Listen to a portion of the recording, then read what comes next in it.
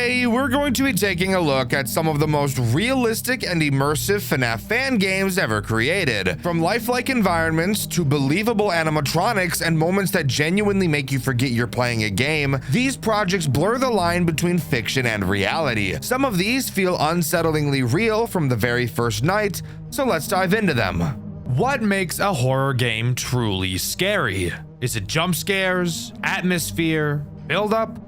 Well, of course, all of these things together and more is what builds up a horror game to be something amazing. But I think if I had to choose one word to answer the question, what makes a horror game truly scary, my answer would be realism. In order for your game to be truly scary, I feel like the player has to be able to connect with your game on a personal level. And what better way to make that happen than to make the environment around them feel real? The game we'll be talking about today, I feel, pulled this off almost perfectly. A Five Nights at Freddy's fan game that was able to capture the real feel of an office, an environment, and realistic means of self-defense in a situation that seems so dire you'd think you'd never be able to make it out to tell the tale. The game we'll be covering today is Freddy's Reanimated, the most realistic FNAF game ever made. Reanimated does not begin like most FNAF games tend to. This game opens to a dark void. We're told that when we die, we will be brought back to this void and that we won't be remembered. However, if we are to be remembered, what is the name we'd like etched into our headstone? And it's here where we can actually choose a name for our character. Afterwards, we're booted into the menu where we can begin the game. As the game begins, we're given a pretty eerie opening cinematic, something pretty uncommon with Five Nights at Freddy's games. It serves to show how we found the job online on a listing site to work as a security guard for 5 days in an abandoned pizzeria. Fantastic! I know myself personally would never accept a job that I know for a fact won't even last a week, but hey, different strokes for different folks, I suppose. With that, we're thrown into the first night where I can talk about hands down one of my favorite parts about this game. Loading into the office, we're hit with something crazy. This game looks real. The office looks like an actual office, with objects placed around that actually look like they should be there, not just a random assortment of items like we typically see in FNAF games. And the sound design is amazing. This game looks real, it sounds real, and I think that's one of the big reasons why people love this game so much. It tries to feel real. Watch for when he's closest, he can be tricked easily. What the fuck does that mean, bro? Holy shit. Hello. Oh my god. Hey. What the fuck? That means you made it. This looks sick. Welcome. Of course, like most FNAF games tend to do, we have a phone call on each night to listen to. Instead of the usual where the phone guy at least sounds somewhat like they know what they're doing, the phone guy in Reanimated sounds baked out of his fucking mind. Speaking of which, the only reason we have a security guard job right now is because the place is being demolished soon. So we don't want any funny business going on at night. He tells us the basics of our camera. Who cares? That's my job. What he does say that's actually of note is that the building we're in has been abandoned for over a decade. And the only reason we're watching over it now is because the building is about to be demolished. And for some reason, they're concerned about funny business going on because of that. I have no idea what funny business is supposed to mean. My first guess was people breaking in to steal something, but then I thought, well, that doesn't make sense. People could have been stealing from this place for the last 10 plus years. Why would they all of a sudden decide they needed to do this now? Maybe it means graffiti, but the place is being demolished, so who cares? This is such a weird thing to latch onto, but I just feel like it's strange to mention this now. And it does actually bring up a good question. Why would you hire someone to guard a building that won't exist in 5 days? But you never hired a guard for the past 10 years that it was abandoned. It almost makes you wonder if they were expecting something to happen. And maybe that's why they're demolishing it. Before I get into any of the characters, let's talk about the controls of this game and the 3 tools at our disposal. You can only look in 2 directions in this game, at your computer and at your door and window. Something super interesting about this door is that it is actually just a door. which is pretty scary in a game like this where your doors are mainly known as your only means of defense. You can pull the blinds of your window down if you want to, and when I first found that out, I was reasonably concerned as to why. I see this right here, and I know this game's about to be fucked. I know this game is about to be so fucked, dude. It's just a normal fucking door. Bro, these motherfuckers gonna open the shit out of that thing. And we'll get into why in just a minute. But first, I really want to talk about the cameras and why they serve to be one of the most difficult things to deal with in this entire game. Upon looking at the cameras, you'll realize there's no typical camera map and buttons. Instead, there's just arrows at the bottom of the cameras that you can click to move from one camera to the next fairly slowly. This is brilliant in two ways. With the realism approach that this game is taking, looking at the surroundings, we can tell that this game takes place a pretty long time ago in 2013. We can tell this because of the confirm window at the beginning of the game being Windows 7 and the fact that the game tells us. But I just wanted to seem cool by pointing out that I knew what the Windows 7 UI was.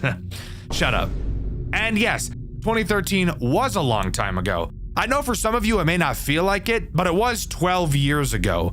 That's older than some of my audience who, let's be honest, really shouldn't be watching my videos. Mom and dad, monitor your kids, fuckhead.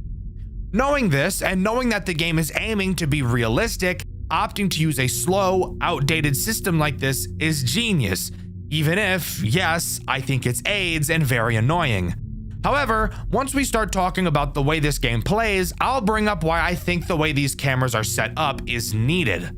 Anyways, on to the reason why I think this is as annoying as it is. Mainly because it's not consistent in one way that I would expect it to be. There are 9 cameras in total to surf through. When you reach camera 9, if you press the forward arrow again, you will be sent back to camera 1. That makes sense.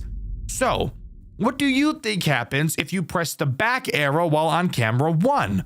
If you said you go back to camera 9, you would be completely wrong because the back arrow doesn't even fucking exist on camera 1. Why is this the case?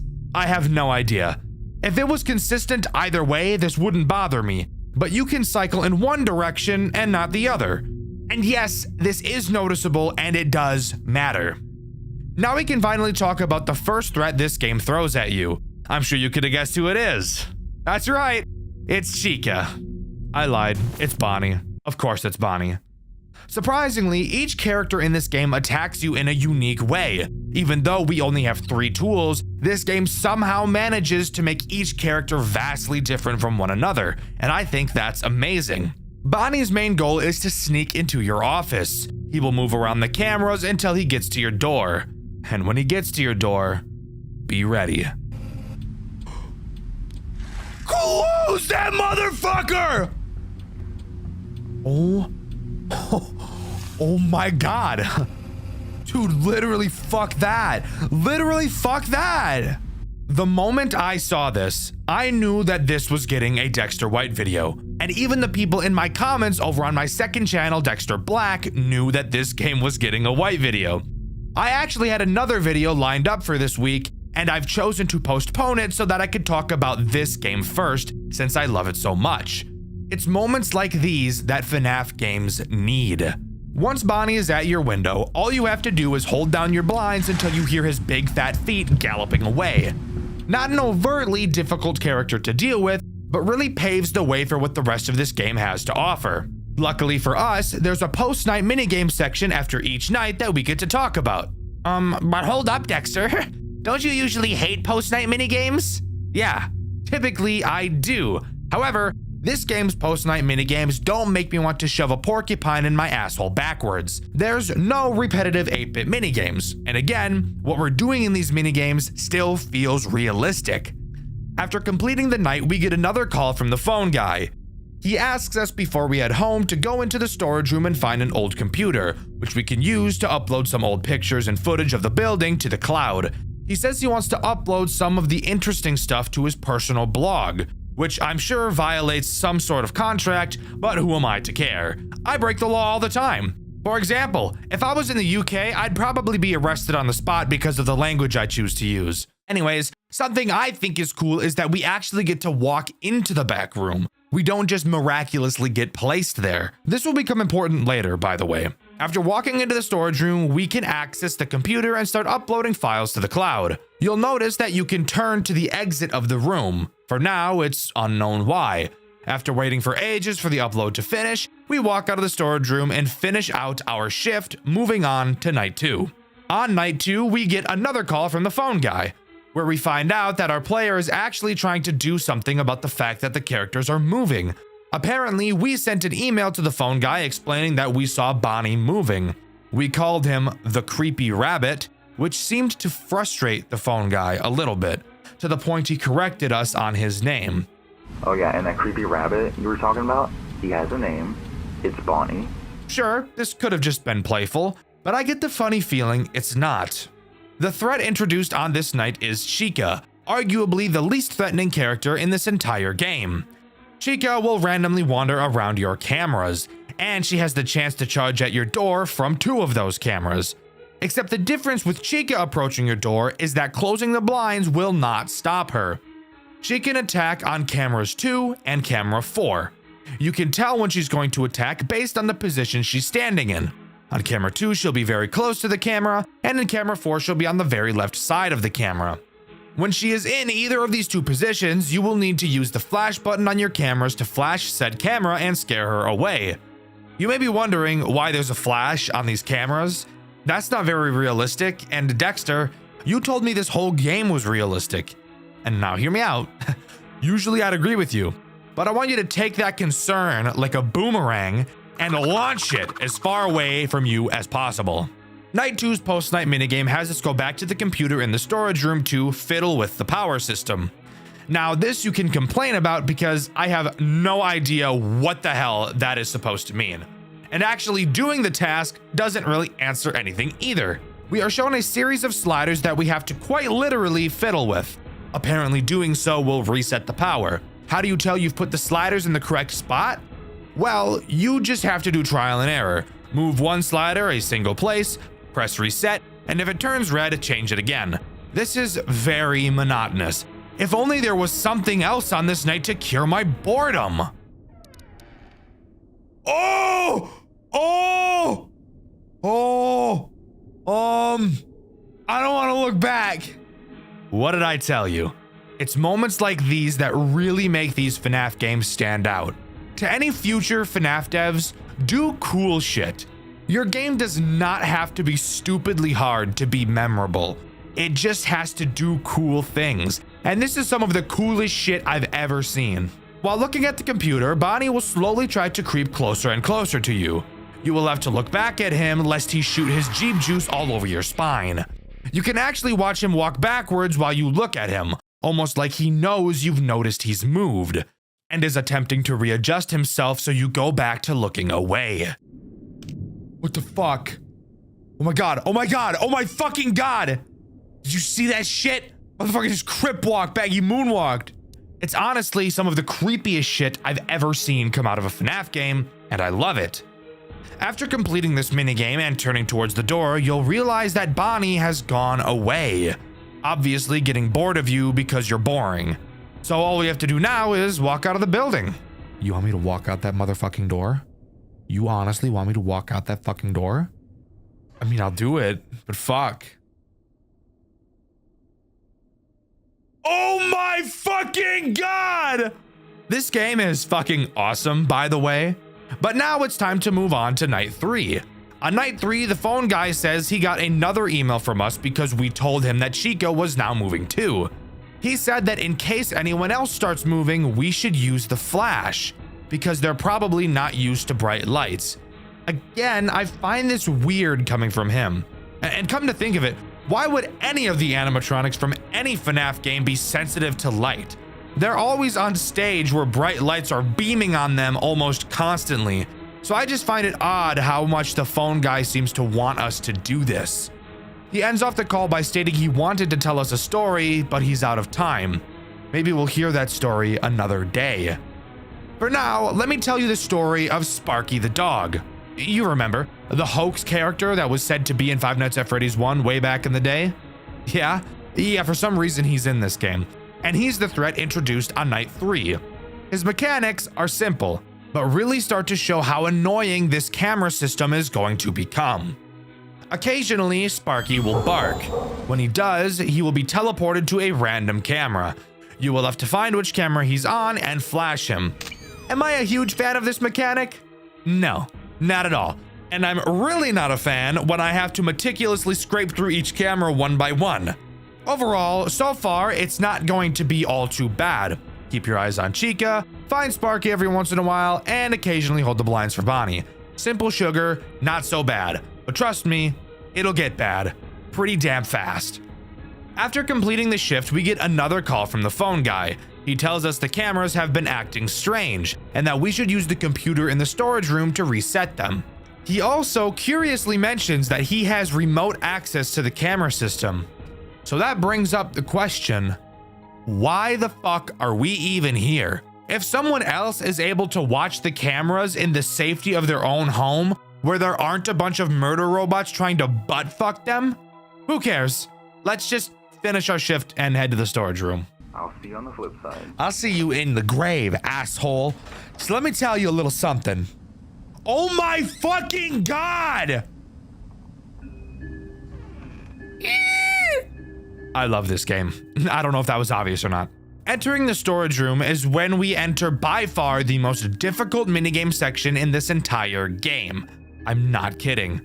We're tasked with literally just holding a button down on the PC. Once it charges all the way, we'll reset a camera and move on to the next one.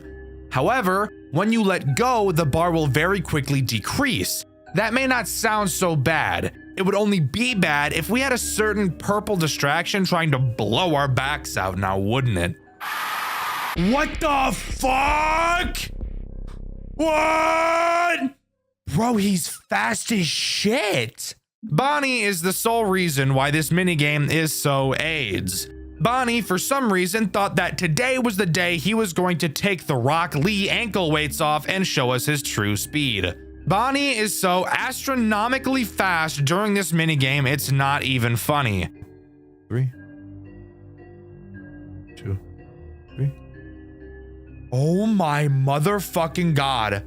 Oh my fucking god. Oh my fucking god. Gonna break his knees? You have maybe 2 seconds of time to look at the screen before he kills you, so you have to be fast. And what adds to the difficulty of this night, the hitbox of the progress bar you have to click and hold. Swiping your mouse back and forth to check on Bonnie, then moving back to the computer is insanity. And when you come back, you have to hold the position of your mouse on this tiny little progress bar and continue to hold. But you can only hold for maybe 1 second before you have to turn back around to Bonnie and wait for him to walk all the way back to the door. And keep in mind, the progress bar is decreasing every time you look away, so you're really just fucked. And once you complete a camera is when you notice you have to fix 3 more. And if you ever die to Bonnie, go back into them all over again. Fuck you. This minigame took me around 30 minutes to finally complete. It's unironically the second hardest canonical challenge in this game, and I would love to have to never do it again. Oh, but one more interesting detail about this minigame. The final camera you fix briefly shows Foxy in the camera.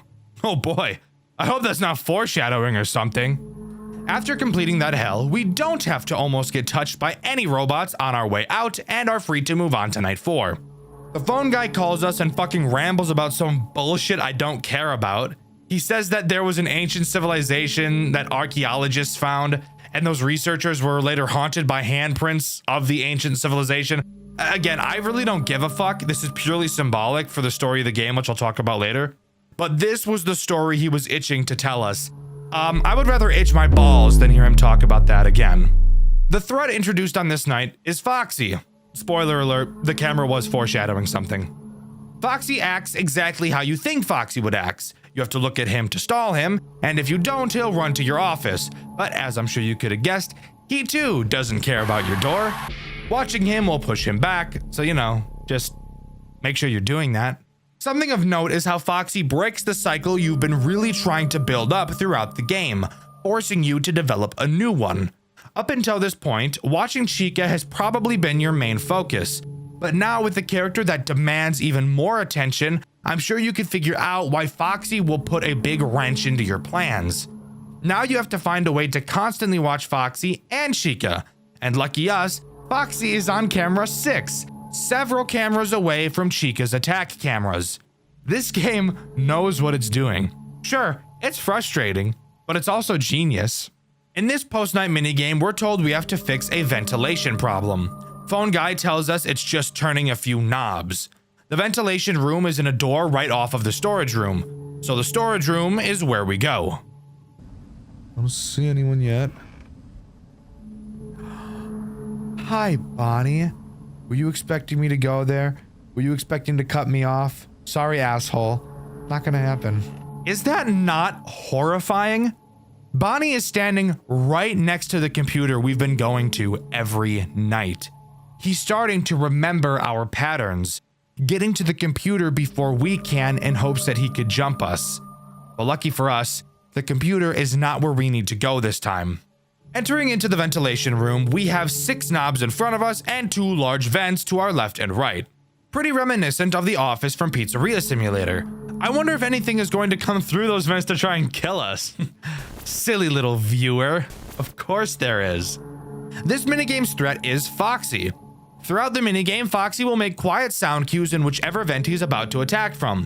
When you hear him, all you have to do is turn to stare at him until he goes away. Meanwhile, you have to painfully slowly turn these 6 knobs, which will take a very long time. Because as you get closer to having them all finish, it seems that Foxy will attack you more and more frequently.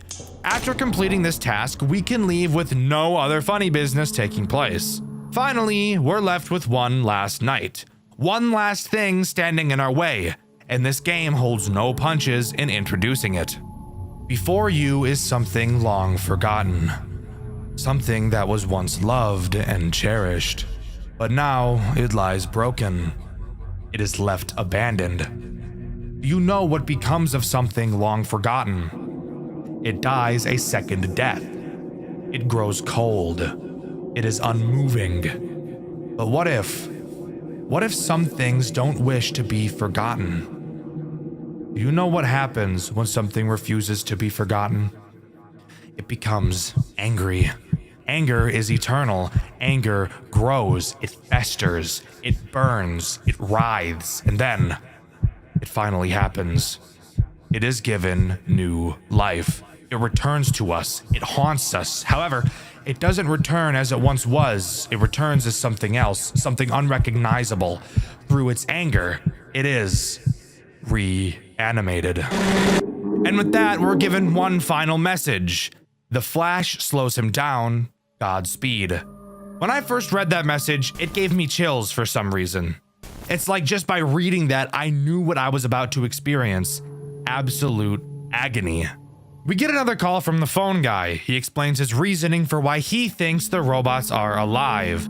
He thinks they're angry that they've been forgotten about and left abandoned for years, and he couldn't be more right. Night 5 introduces Freddy. Holy fucking shit, Freddy. Freddy is by far the most dangerous character in this entire game. When Freddy moves forward, he will never move backwards. And once he gets to your office, it's over for you. Yo, get the fuck away from that fucking door! You get the fuck away from that door! What? Oh, fuck, dude. Freddy is a dick. Raps. How do you stall Freddy? By using the flash, of course. When you flash Freddy, he will cover his eyes. Something interesting to note is that Freddy is the only character to be animated on the cameras. Such a small detail, but a detail I think is really cool. If you really want to make sure Freddy doesn't move, you'll have to time his intervals, since they don't vary, and make sure you're onto his camera and flash him at quite literally every single opportunity. You don't have much time to waste, as Freddy is fast. Really fucking fast. I don't quite have the vocabulary necessary to describe how intense this night really is. And if you get bad Sparky spawns like I often did, you could easily spend hours on this night. I was lucky enough to only have it take me a single hour. But if you manage to control your nerves long enough to complete this night, we will have one final minigame to talk about. After completion, We get one final call from the phone guy. He very ominously tells us to enter the dining room. He says he wants to show us something. Upon entering the dining room, we're greeted by all 5 animatronics staring back at us. The camera to the dining room flashes, and we hear the phone guy, named Ralph, explain that the reason it flashes is so that you can take a screenshot of the camera. Ow! Oh! Oh! Fuck! See? That's why I told you to make it a boomerang. Ralph then used that image to post on his blog. He's been using these camera images for his blog all week, and we were the bait. One last goodbye is said, and the restaurant goes quiet. The gameplay of Freddy's Reanimated is incredible. There's no doubting that. This game, of course, has a custom night with 3 additional unlockable characters. The first of which being Bon Bon, who's actually a reference to the game Freddy's Web Adventure. Pretty cool. Occasionally, he will appear on your cameras. If you don't click him fast enough, he will disable all of them for the remainder of the night. The next character you can unlock is called the Hawk. He acts as a Phantom Chica-like character. He will periodically appear on the cameras, blocking the view, and if you don't turn away from him, he will kill you. Pretty simple, but in a game where the cameras are super important, this guy can be a big pain in the ass. Finally, the last character you can unlock is Sienna, by far the most cancerous of the Custom Night 3. She will occasionally block the clock next to your door, which somehow prevents time from passing. This is a Custom Night character that can drop the realism at this point. All you have to do is click her nose and she will go away and the time will continue to pass. Altogether, completing a custom night with these 3 additional characters is a torture I would never want to put myself through. But shout out to Dark Ryun who was able to pull it off, and whose footage you're seeing right now. I should mention that the custom night does have a secret ending, but I'll bring it up when I talk about the story of this game. Which, you know, we'll do right now. The story of Freddy's Reanimated is honestly one of the most surprisingly thoughtful pieces of writing I've ever seen in a FNAF fan game. It's not about murder, or purple men, or endless timelines that make my brain feel like fucking mashed potatoes. It's about being forgotten, and about what happens when something that used to bring people joy is left to rot and fade away. The entire game is built on this theme: nostalgia, decay, and the quiet horror of being erased from memory. Freddy's Reanimated takes place inside Freddy Fazbear's Pizza Place, a restaurant that's already dead by the time we get there. It used to be loved. Kids laughed, parents smiled, the animatronics performed, and everything was fine. Until it wasn't. Over time, the crowd stopped coming. The lights dimmed, the laughter stopped. The building was abandoned and left to gather dust for over a decade. No massacres, no missing children, just nothing. The kind of death most things really suffer. When the game starts, we're told the place is finally being demolished, and Ralph, the manager, hires a night guard to keep an eye on the place for the last few days. That's us. But before us, there was another guard, Mike Schmidt. Yeah, that Mike Schmidt. He worked one night, just one, and didn't make it out. In the demo of this game, we actually see what happened. Mike survives until 6 a.m. The power cuts, and Freddy himself storms into the office and literally bites his head off. No mystery, no cover-up. It's brutal, it's direct, and it sets the tone for everything that follows. When Ralph brings us in months later, he acts like none of that ever happened. He's casual, a little too calm, and gives us these half-baked instructions that sound like he's either high out of his mind or hiding something. He keeps asking us to do these little tasks: fix the power, upload old files, check the cameras, all while brushing off the fact that the animatronics are moving. Every night, our character emails Ralph describing what they saw, and every night Ralph dances around the truth. He never says, "You're wrong," but he never says, "You're right" either. It's like he knows what's going on, but refuses to say it out loud. Then, finally, on the last night, Ralph tells us a story. The story he's been dying to share. He says that back in the 1940s, archaeologists discovered a cave covered in human handprints. The people who found it were haunted by those same handprints for the rest of their lives. Like the dead were reaching out just to remind them they were still there. And Ralph thinks the same thing is happening to Freddy's. He believes the animatronics are moving because they refuse to be forgotten. That after sitting abandoned for over a decade, their anger, this pure, desperate rage, literally reanimated them. Not out of vengeance, not because of possession, but because of memory. Because they were once loved and then left behind. It's such a fascinating take. The idea that these animatronics aren't evil, they're afraid. Afraid of fading away. It's one of the first FNAF fan games I've seen that makes you feel sorry for the monsters chasing you. They're not killing you because they want to, they're killing you because they don't want to disappear. After you survive the final night, Ralph asks you to head into the dining room. He says he wants to show you something. When you enter, all 5 animatronics are standing there, waiting for you. It's one of the eeriest visuals in the entire game. Completely still, completely silent. Ralph activates the camera flash, and the screen freezes in a burst of light. Then he says, I finally figured out what the flash button does. It lights up the room so that you can take a screenshot of the camera you're looking at. I finally have more recent images for my blog. And that's when it hits you. The whole time, we weren't protecting the building, we were the bait. Ralph was using us to get the footage and screenshots he wanted for his personal blog, to turn the remains of this haunted restaurant into online content, the same way we, as players, chase nostalgia.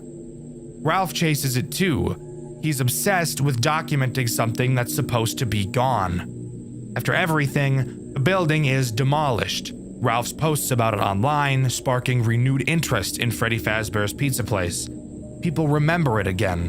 The animatronics, those same restless spirits that didn't want to be forgotten, finally get what they wanted. They are remembered. And then they rest. The player gets their paycheck. The story ends not with a scream, but with silence. It's such a powerful way to close things out. Freddy's Reanimated isn't about surviving animatronics. It's about the fear of being erased. It's about what happens when the world moves on and leaves you behind. Even the custom night ending reflects that idea. Mike Schmidt's death is written off as a bear attack. Just a tiny headline, nothing more.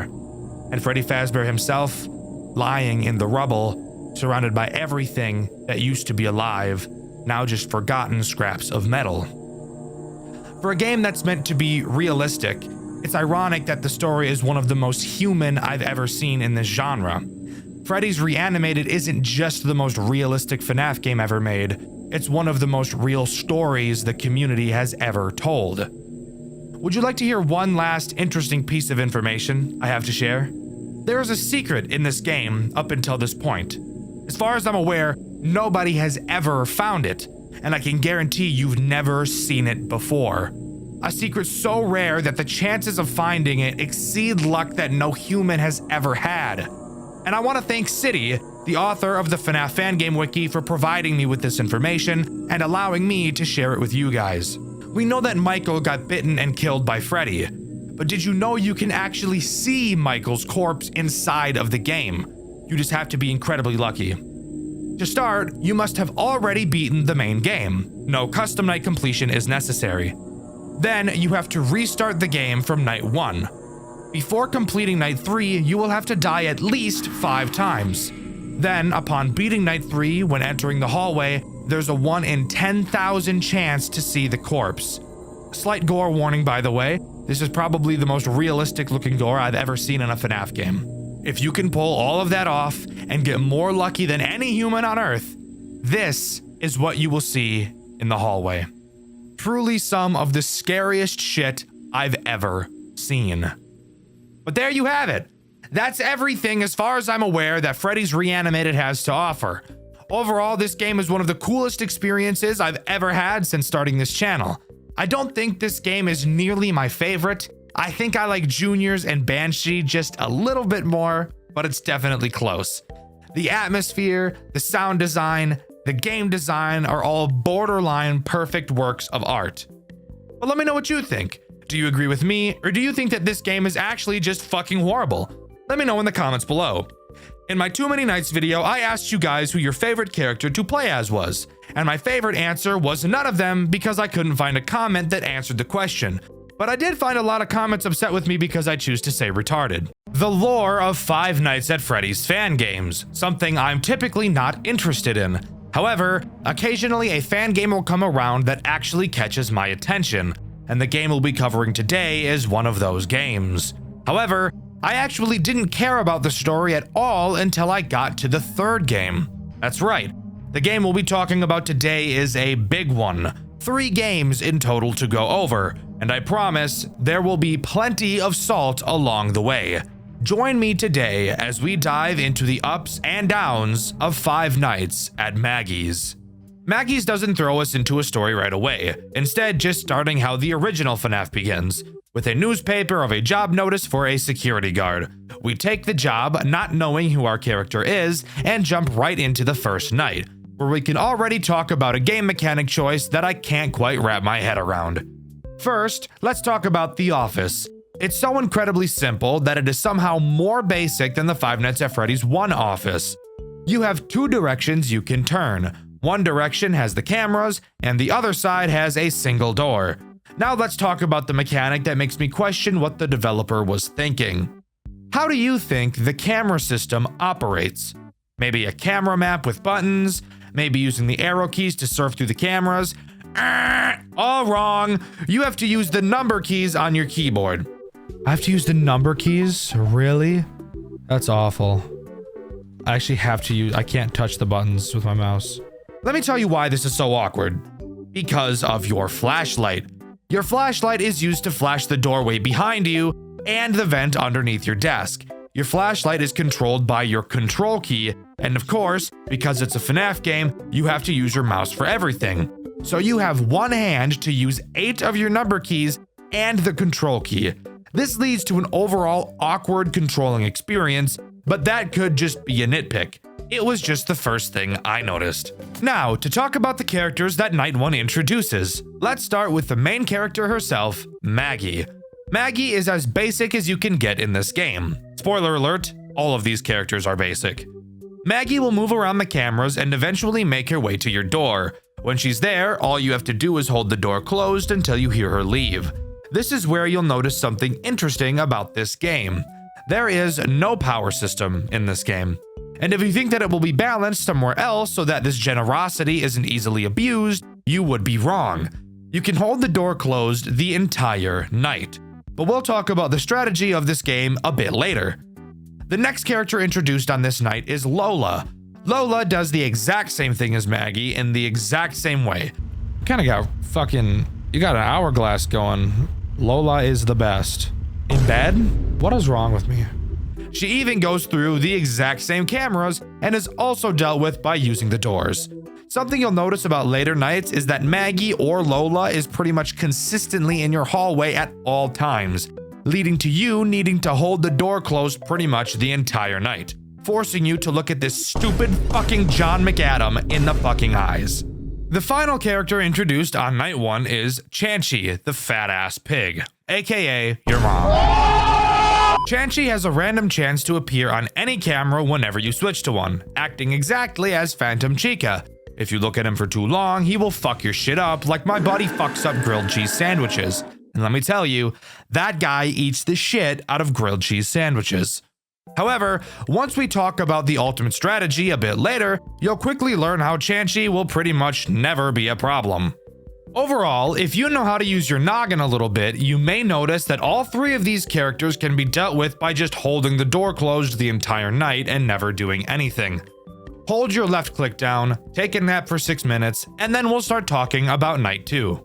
Night 2 introduces the final 2 characters this game has to offer. That's right guys, it's about to get crazy. Not really, but let's talk about these 2 new assholes. Let's begin with Hank. Hank will try to enter the vent underneath your desk. Once he's there, he'll make a sound cue. Simply look under your desk and flash him with your light and he'll go away. However, there is a chance he will stay in the vent instead of going back to the stage, except the side effect is he will still make a sound cue when you have to flash him again, so this really isn't as scary as it sounds.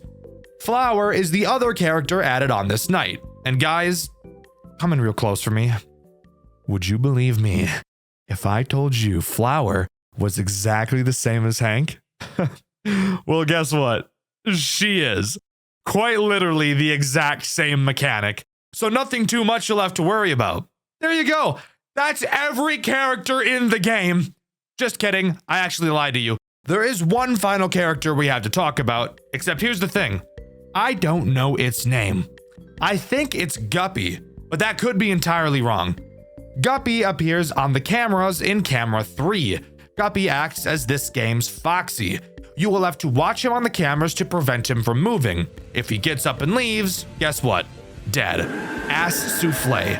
However, since every main night after this one doesn't add anything new, it's time we talk about this game's disgustingly broken strategy. So, stay focused because it's super complicated. Basically, once the night starts, instantly turn to camera 3 to stall Guppy. Then turn around and hold the door closed, even if nobody is there. If at any point you hear a vent noise, quickly turn around and flash the vent, then turn back around and hold the door closed again. There you go. You've just beat the game. This strategy successfully stalls Guppy, ignores Chanchy since you're never switching cameras, keeping the doors closed long enough that nobody will ever get in, and will handle the vent animatronics more than adequately.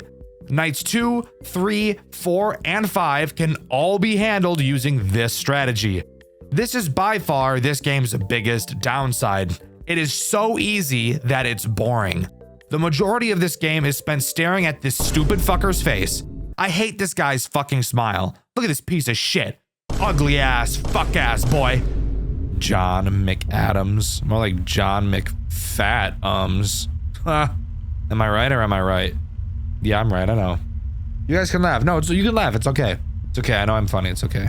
Now, you might have noticed I mentioned that strategy only works up to night 5, and that's because I lied again. There's another character we have to talk about that's integrated on night 6. I don't know his actual name, and fuck you, I'm just gonna call him Porky since that's what I called him in my playthrough, which you can see over on my second channel, Dxtr Black. Porky Pig acts as this game's final boss character. Night 6 is impossible. Kind of.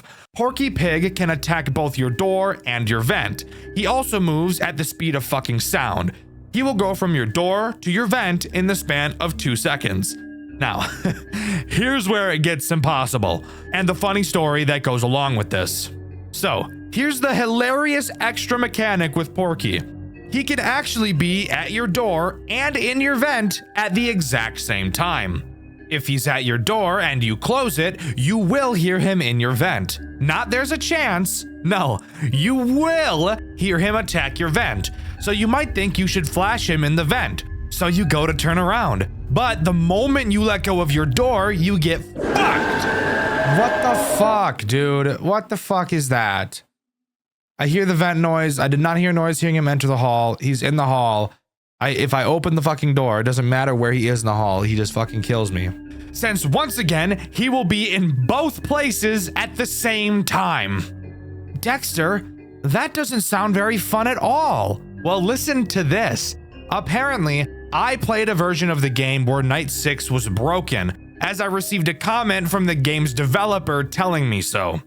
So yeah, that's pretty interesting. So what actually happens if you beat Night 6? We get one final newspaper article explaining that the owner of Maggie's, Robert Madden, was found dead in his office from a shot to the head. Of course, since we were the only ones left in the building, we are the main and only suspect.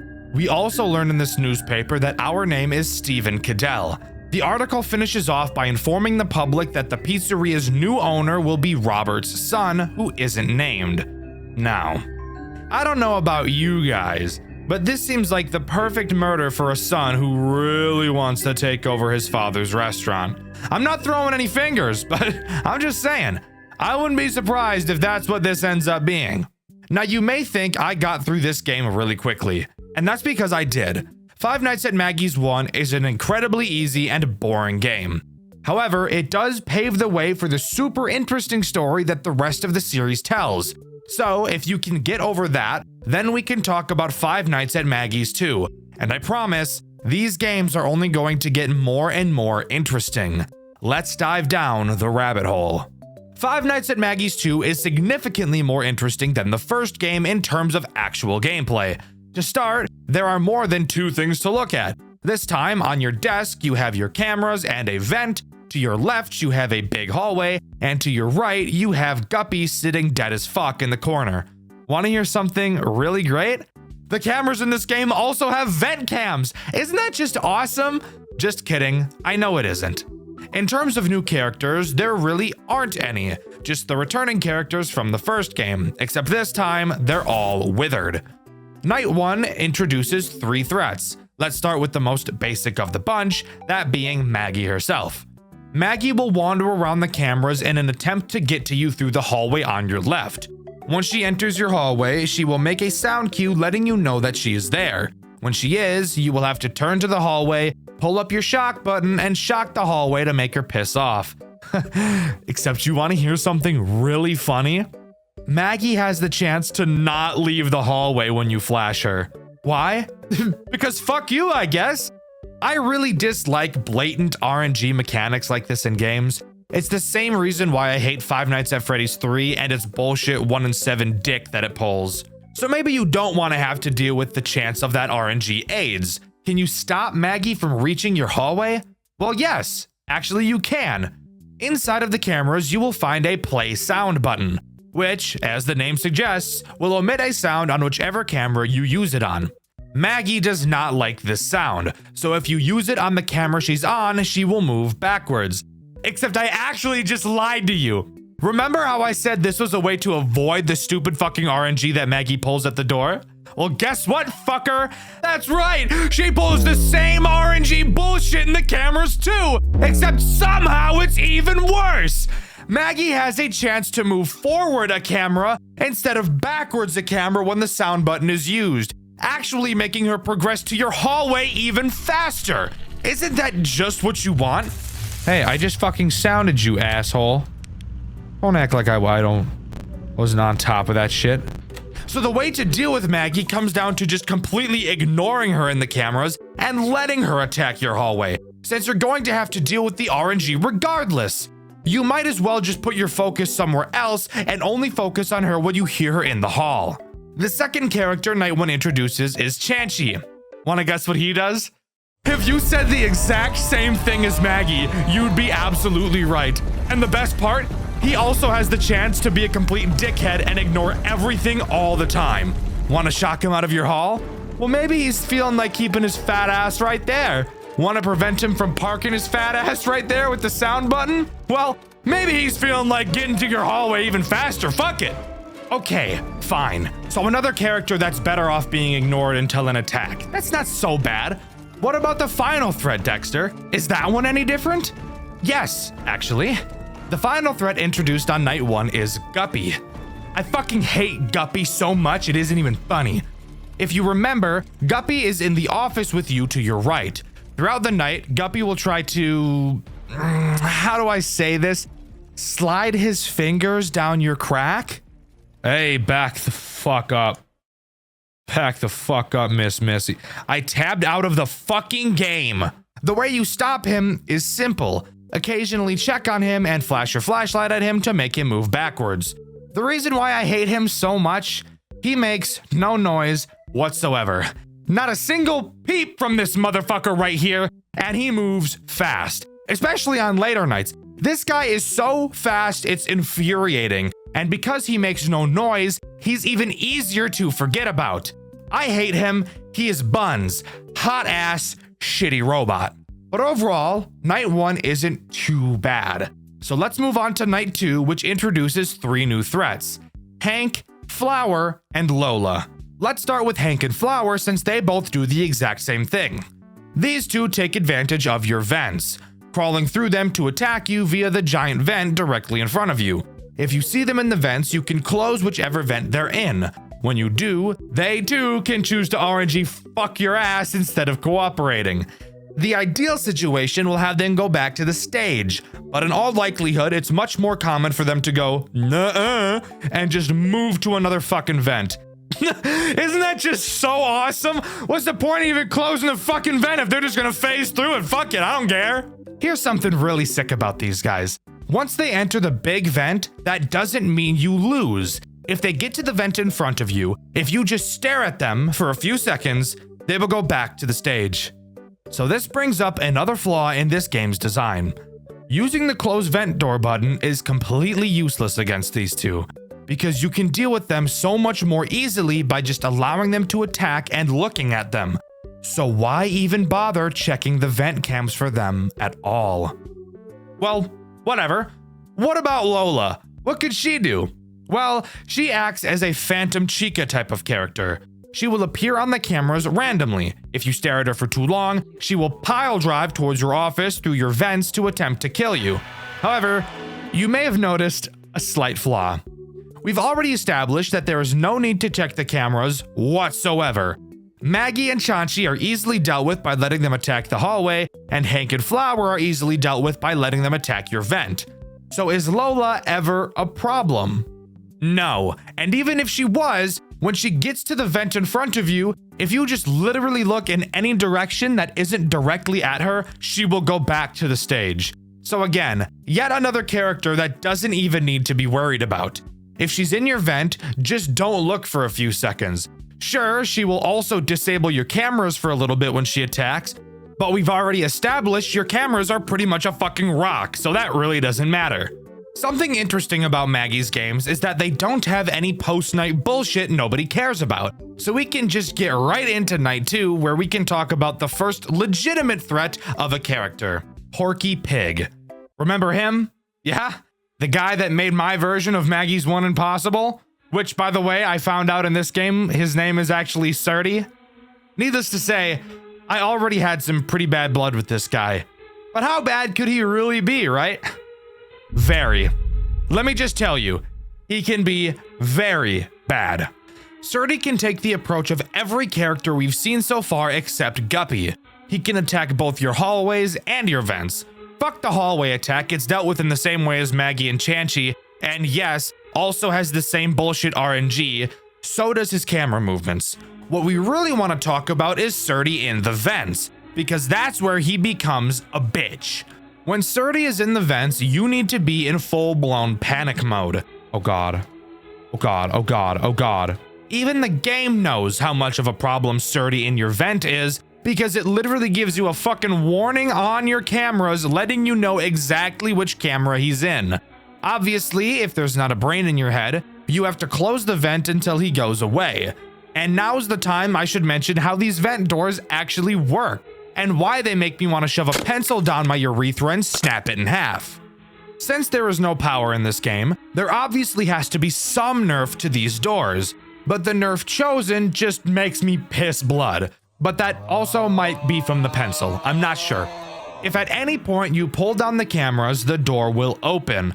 I don't think there's anything wrong with that. What really makes me want to die is that the door will open even if you switch cameras. So when a door is closed, you're locked in looking at it until whatever is inside leaves. And let me tell you about that. These fat motherfuckers don't move a goddamn inch! Literally, these fuckers will sit there in those vents with the doors closed for what feels like a fucking eternity. And on later nights when Guppy turns into a fucking track star, it makes it really easy to clench your legs so hard your testicles shatter into 32 small ass pieces. Fuck me in my ass. I was literally turning to you. Literally was turning to you. I got stuck. I was fucked, dude. I was fucking everything had to be fixed. The sound had to be fixed. The fucking vents had to be fixed. My dick had to be fixed. Fixed as fuck. Because you can't just stare at him in the vent to make him piss off like you can with the other vent characters, if he gets to you, your onion rings. Completely Jover. But surely this game can't get any more bullshit, right? Surdy was the last character introduced from the first game, and Dxtr already said that there wasn't any new characters, and Dxtr wouldn't lie to me. He's a YouTuber, and a YouTuber has never lied before, right? Hate to break it to you, Buster. I lied. Night 4 introduces Jerry, the blue fucker. Who the fuck is Jerry? Well, let me tell you about Jerry. Have you ever thought to yourself, golly gee, one surdy is already a headache to deal with. If only I could add another one. Well, if so, then you're in luck.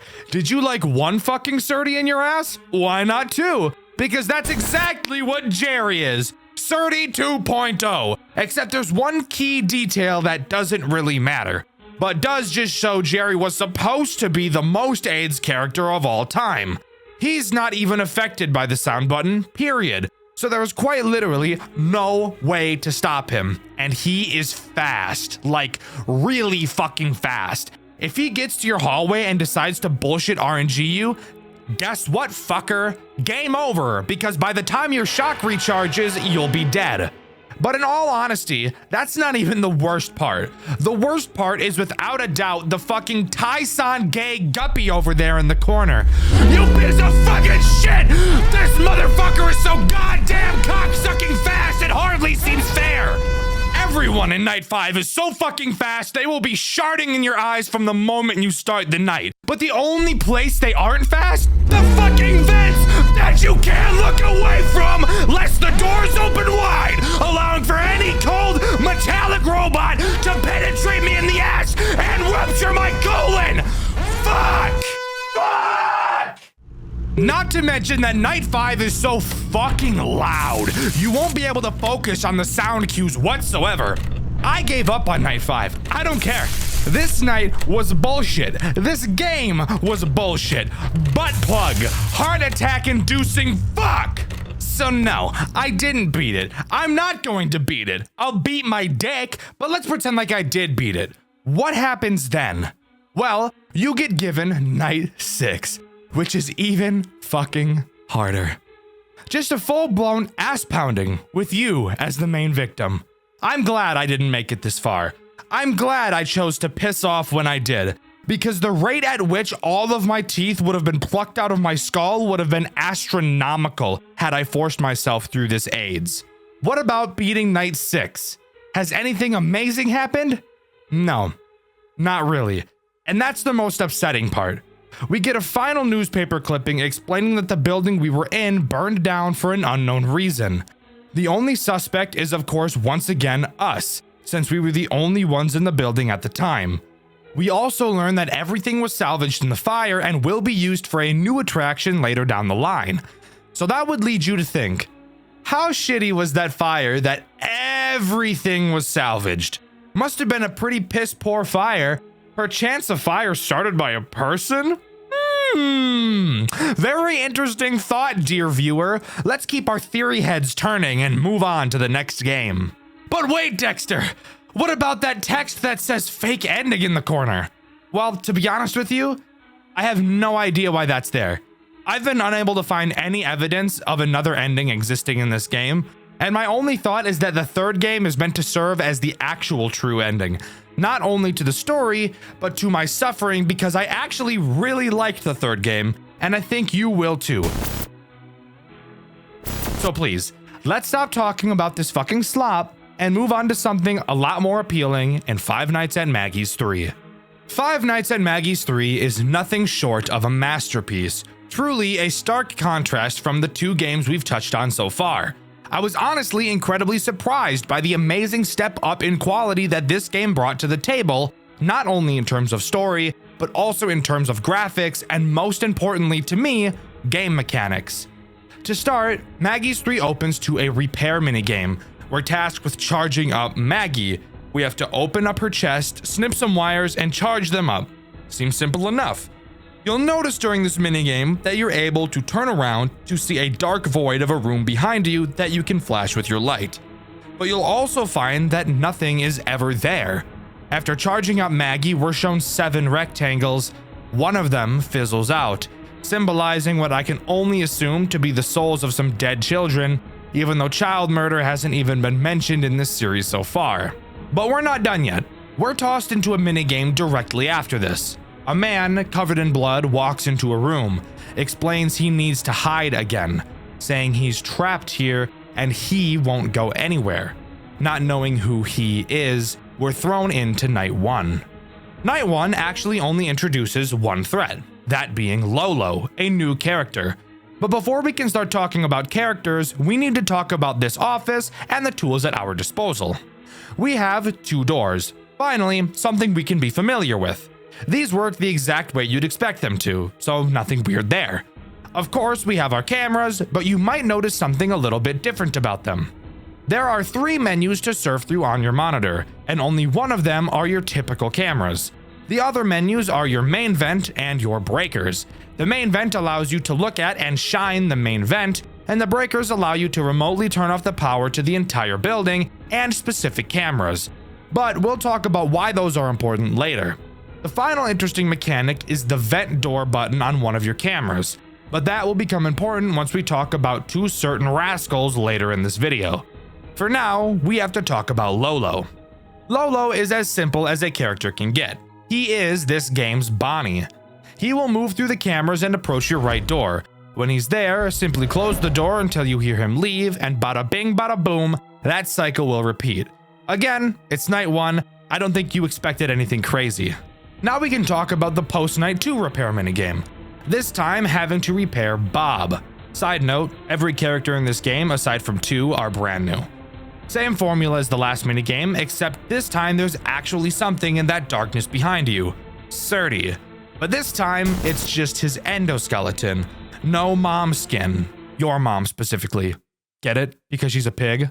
Oink.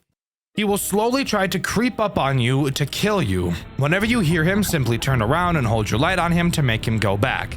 He's very slow these first few nights, but trust me, these minigames can get a little out of control on later nights.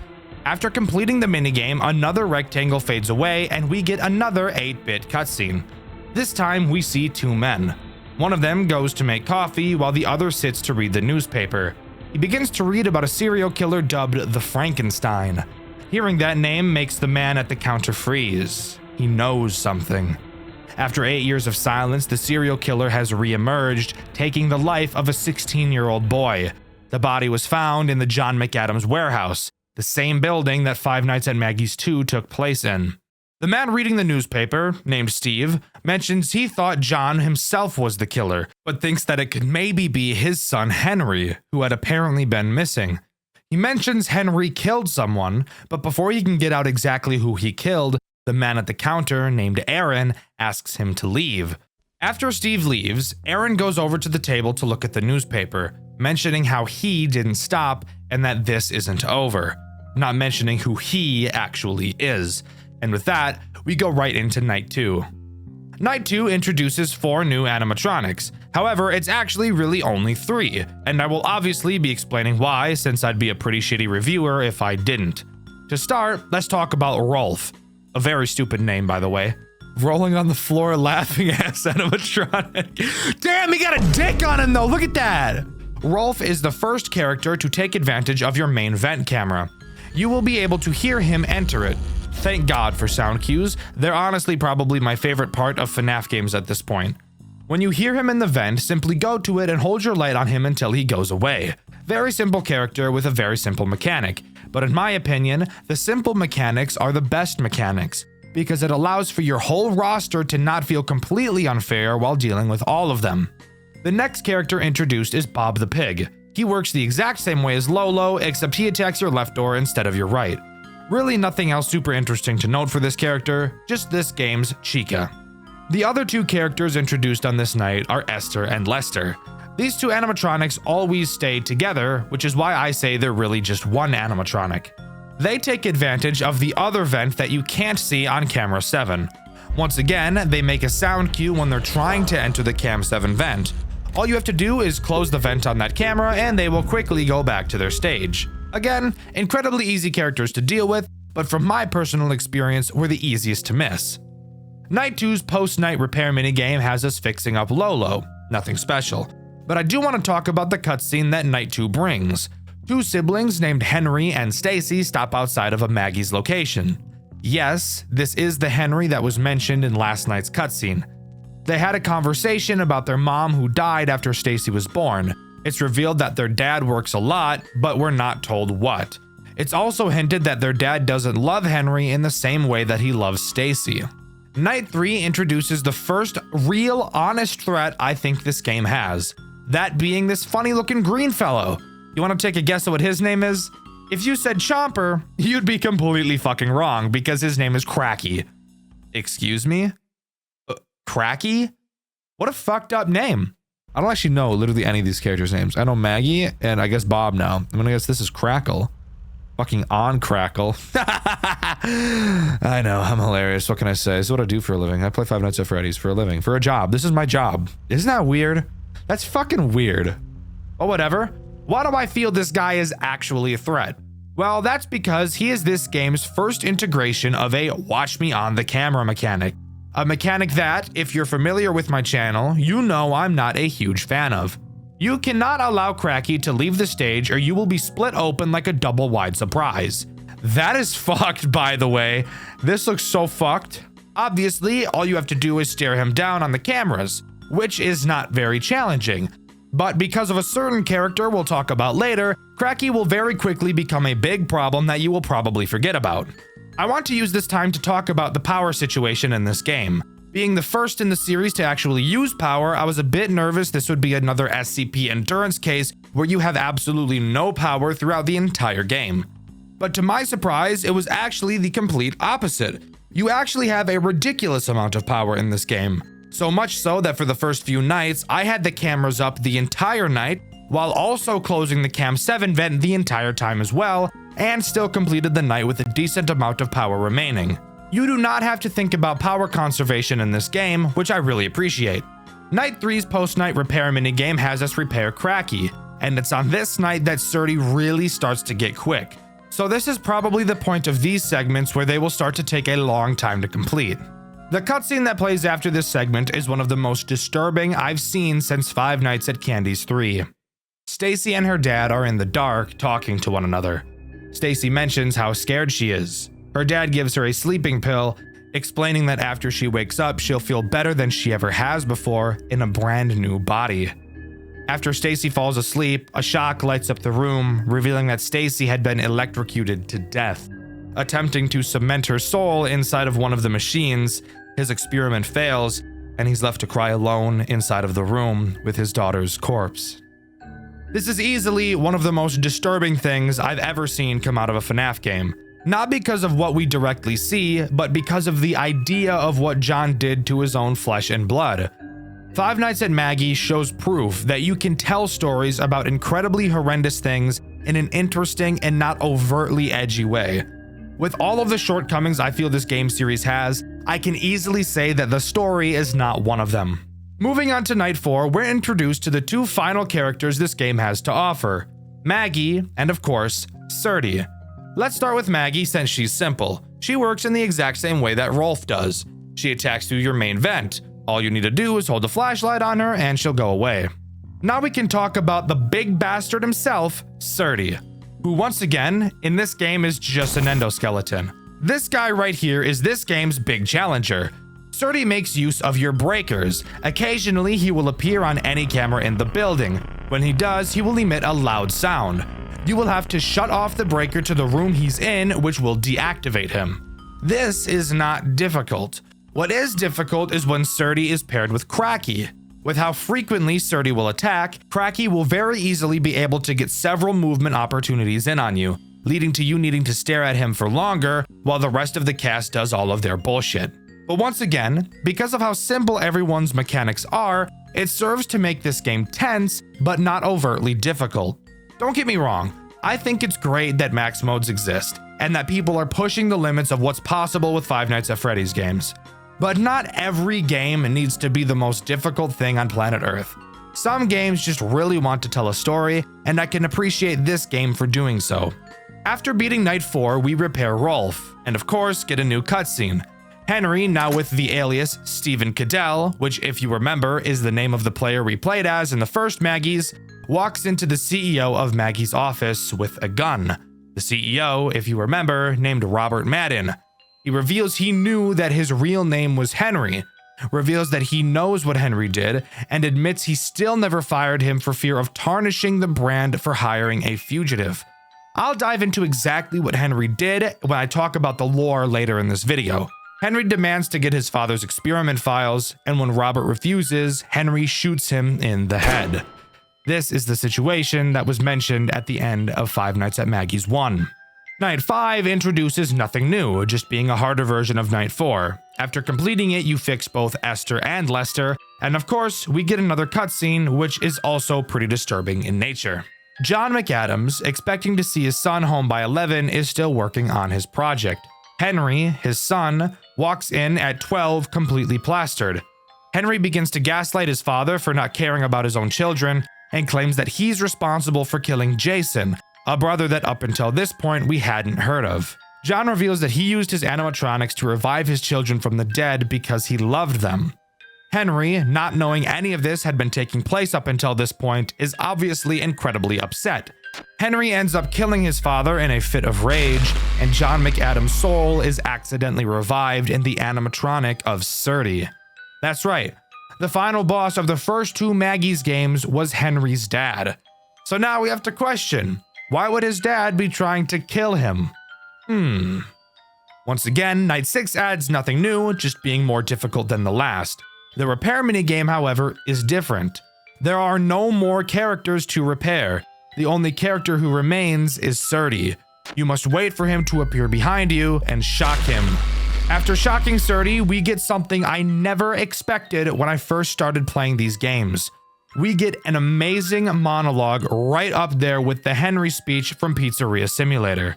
I don't want to explain it to you, I'd rather you listen to it. But before I show you it, I think it's time I finally dive into the lore of this game. Our story begins on May 25th, 1975. John McAdams, founder of John McAdams Entertainment, discovers what he believes to be immortality. He hides his experiments behind his company, using the animatronics as a cover for something much more horrifying: the merging of human life with machines. And what better way to test that theory than on your own son? Jason McAdams, age 3, becomes John's first experiment. On June 3rd, 1978, the experiment works. Jason's body moves again, but not like a human. He's primitive, lifeless, hollow. John calls him a success, a prototype, the first step towards eternal life. But it's not enough. John continues his work, kidnapping orphans, experimenting on them, filling his creations with broken souls. The police start investigating, but John's too careful and nothing sticks. Everything he's done stays buried until tragedy strikes his own family. On June 2nd, 1981, John's daughter Stacy is hit by a car after chasing a balloon into the street.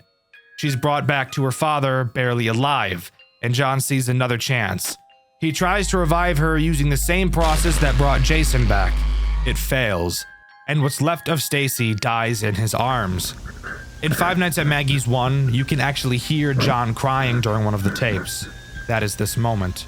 A year later, everything falls apart. On August 26, 1982, John's last surviving son, Henry, comes home drunk, furious, covered in stains, and done with his father's bullshit. He accuses John of killing his siblings, of caring more about his machines than his family, and for once, he's right. John tries to justify it, saying he only wanted to bring them back, that he did this because he loved them, but Henry heard enough. He kills his father right then and there, but death doesn't stick in this family, because the next day, John wakes up again inside the Surdy animatronic. His experiment worked, but at the cost of his own humanity. The man who wanted immortality finally got it, but in the most twisted way imaginable. Years pass, and Henry goes into hiding under a new name, Stephen Cadell. On May 3rd, 1985, he takes a job at Maggie's Magical World as a night guard, seemingly just looking for cash. But through old VHS tapes, he learns the horrifying truth. His father is still alive inside Surdy. Henry tracks down Robert Madden, the new CEO of John McAdams Entertainment, and demands his father's research. Robert admits he's known who Henry really is this entire time, but never fired him because it would tarnish the company's image. So Henry does what the McAdams family does best. He kills him. He stands on business. But even that isn't the end. In 1992, a new serial killer surfaces. The media calls him the Frankenstein. Victims are found mutilated, fused with machine parts, and all signs point to one name: John McAdams. Somehow, he's still out there, using the Surdy suit to continue his experiments. Henry, now under yet another alias, Aaron Meyer, realizes his father will never stop, and if he can't destroy him, he has to contain him. But this story isn't just about the McAdams family. Around the same time, another branch of the company is causing problems of its own. Back in 1980, two men were hired to perform as Springlock entertainers at a restaurant called Surdy and Jerry's. They were taught how to use the suits by Daniel Gennaro, the son of the restaurant's founder, Manuel Gennaro. When Manuel died, Daniel took over and rebranded the place into Guppy's Magical World, adding new characters like Cracky and Guppy. Everything was fine until 1988, when both performers suffered Springlock failures live on stage. One jumped off mid-performance, the other tried to save him, and both ended up crushed inside their suits. They die instantly, only to possess the animatronics they performed in.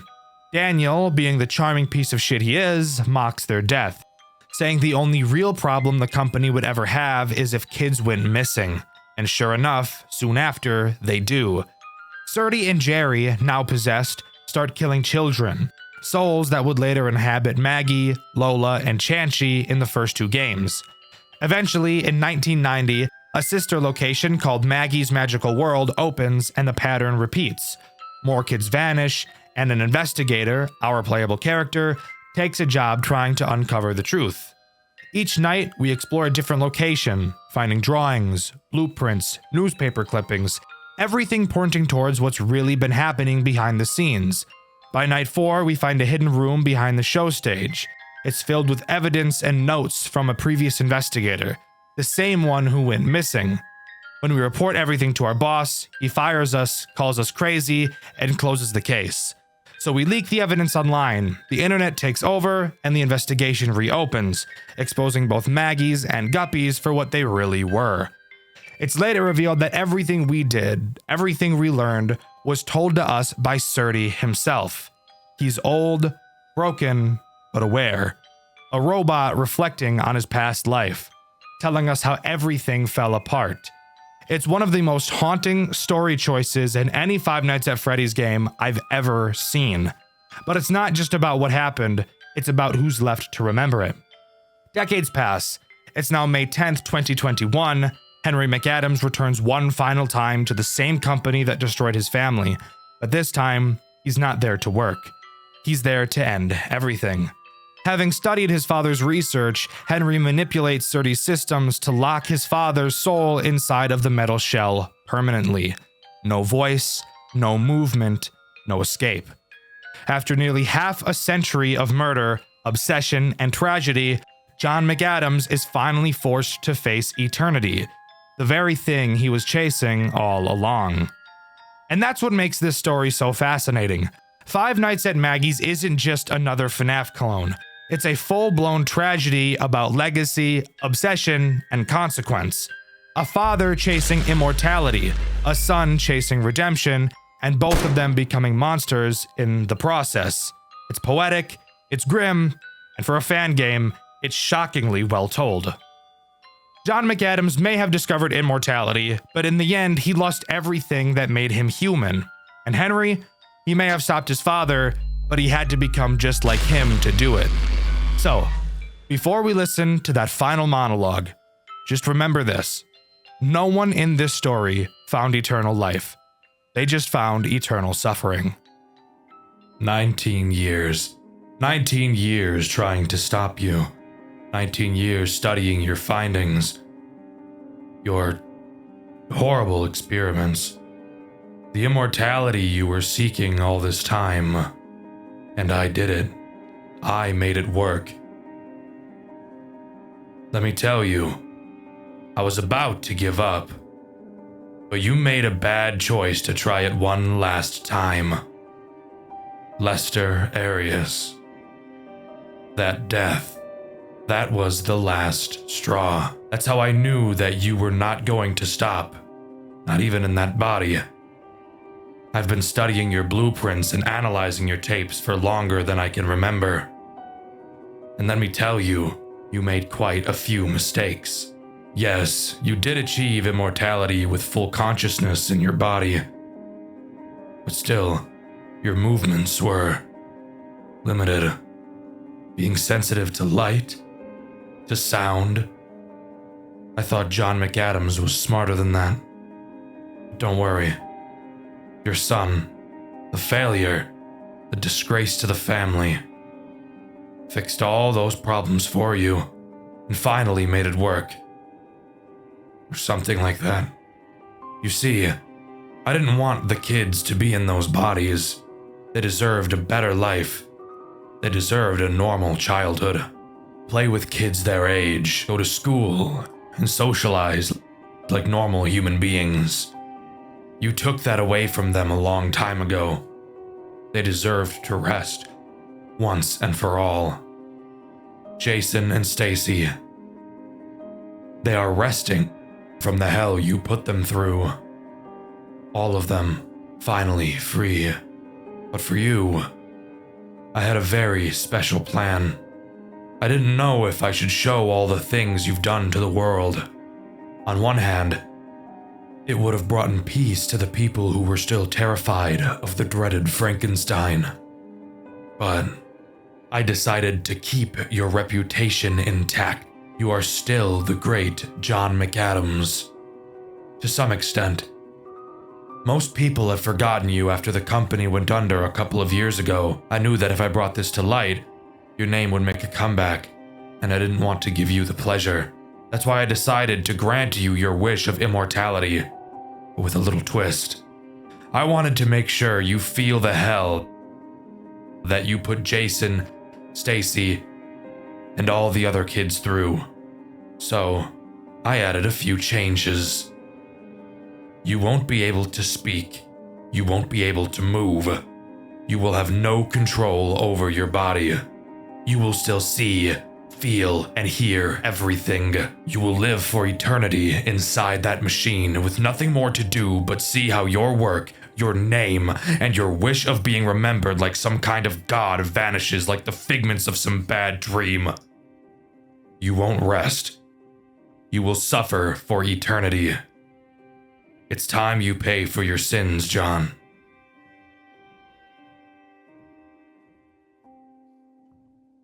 And there you have it. As far as I'm aware, that is everything that Five Nights at Maggie's has to offer. A game series that started off on a sour note for me and ended up becoming one of the most interesting and engaging stories I've ever experienced. I'd highly recommend you give the third game a try, as it is actually a very enjoyable game. The jump in quality between these games is astonishing, and it's so clear that the developer poured everything they had into it, and that's something I can totally appreciate. But let me know what you think. Do you agree with me, or do you think that this series was actually complete perfection the entire way through? Let me know in the comments below. In my SCP Endurance video, I asked you guys who your favorite SCP was and why.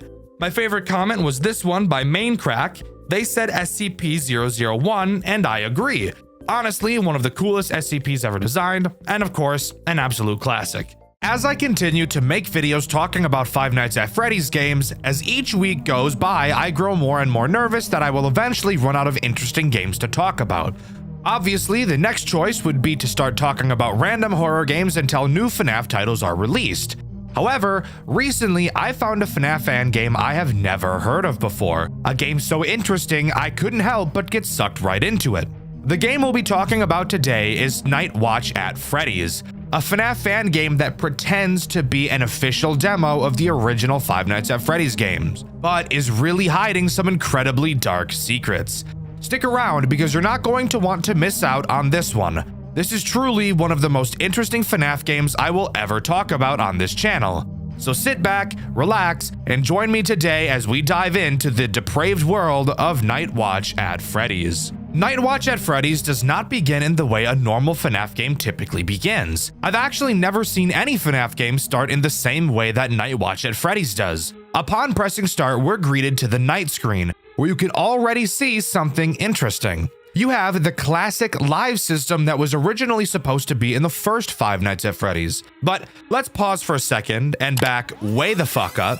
Take a look at this title screen. Do you notice anything strange? Well, if you said that the creator of the game's name looks a bit weird, then you'd be correct. It says the creator's name is Scott Cawthorn, clearly an alternate version of Scott Cawthon. But that's not where it ends. Right next to the name, we can see the year 2014. Spoiler alert, this game was released in 2025. Let's cut to the chase of why I wanted to talk about this game, as clearly there's something weird going on. Night Watch at Freddy's explores an alternate timeline where the original Five Nights at Freddy's game took a significant turn from what we know them as today. Wow, I hear you say. That's a super interesting idea for a FNAF game. Tell me, who could come up with something as interesting as that? Well, the answer to that question is pretty damn cool. This game's lead director is Avocado Dreams, the same person who's responsible for Graveyard Shift at Freddy's and the remnants of Tubbyland, both of which I've covered on this channel, and you should definitely go check out those videos after this one. But for now, let's continue. Knowing that this game is supposed to be a demo for what the first official FNAF game was intended to be. Of course, since this is an alternate timeline of the official FNAF games, in this alternate universe, Scott actually did end up including the live system that was left out of the official games. And you'll notice plenty more details just like this. For example, there's actually a fake alternate version of the classic Scott Games website, Scott Productions. The team responsible for this game really went all out. This is one of the coolest experiences I've ever seen in my entire time working on FNAF stuff. Before we load into the office, we get to see a developer note talking about Night 1. Keep in mind, Night Watch at Freddy's is pretending to be a demo, so notes like these are pretty common.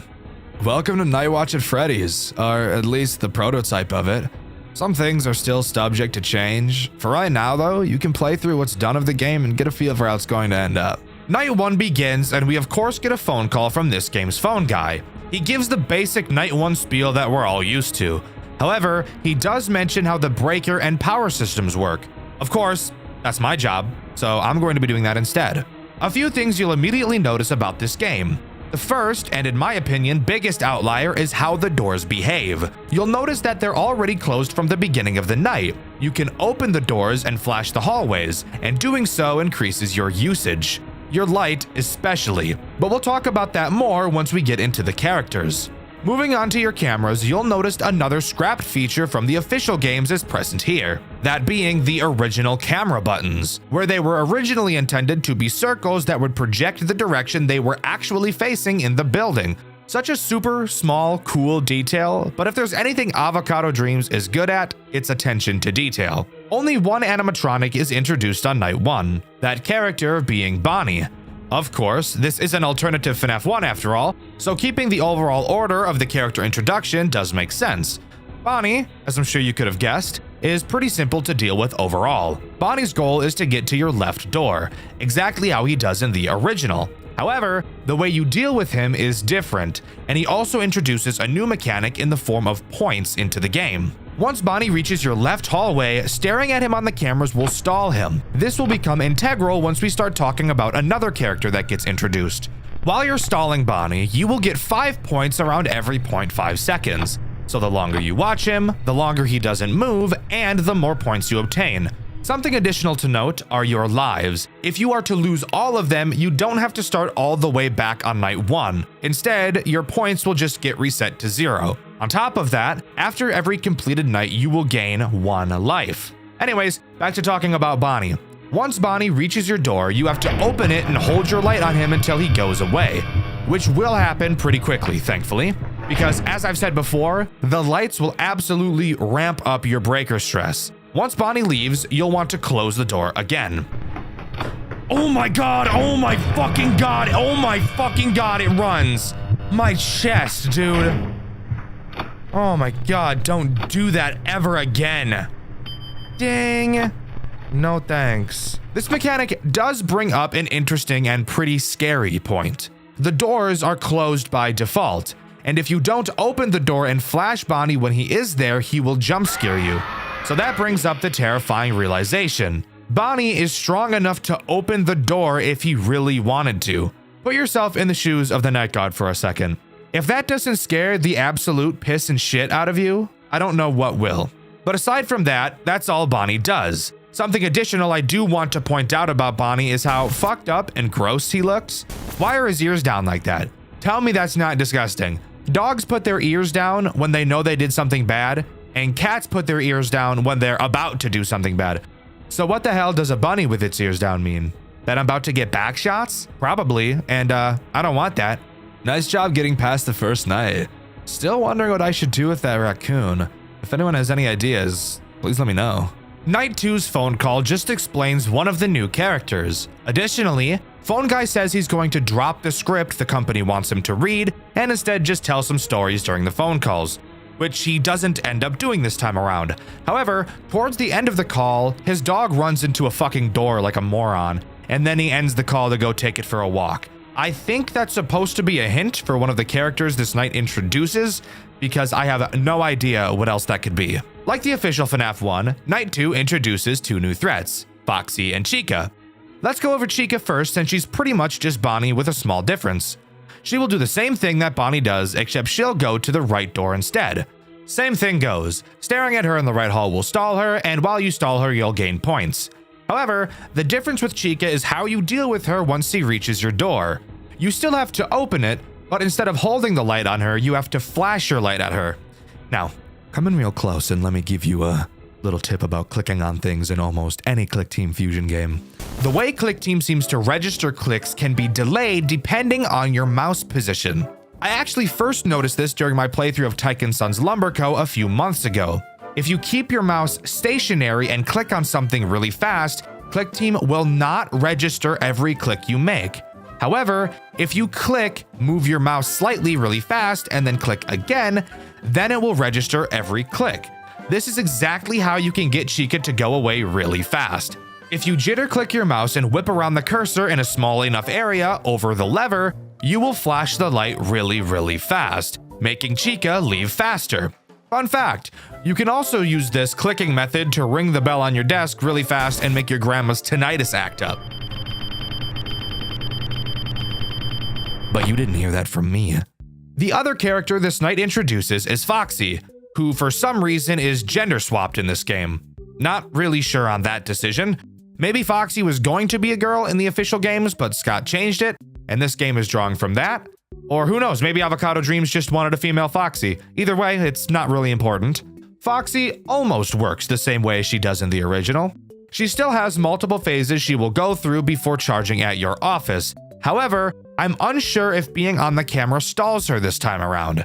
After she gets to her final phase and disappears to charge at your office, you'll have to check Pirate's Cove and look at her sign to see which door she's charging at, since yes, she can attack both. Once you know which door she's going to attack, all you have to do is open that door and wait for her to arrive. She'll lean in and yell at you before running back to her cove. From there, you can just close the door and easy peasy lemon dick, she's been dealt with. Keeping this one short since I haven't really been feeling the best lately.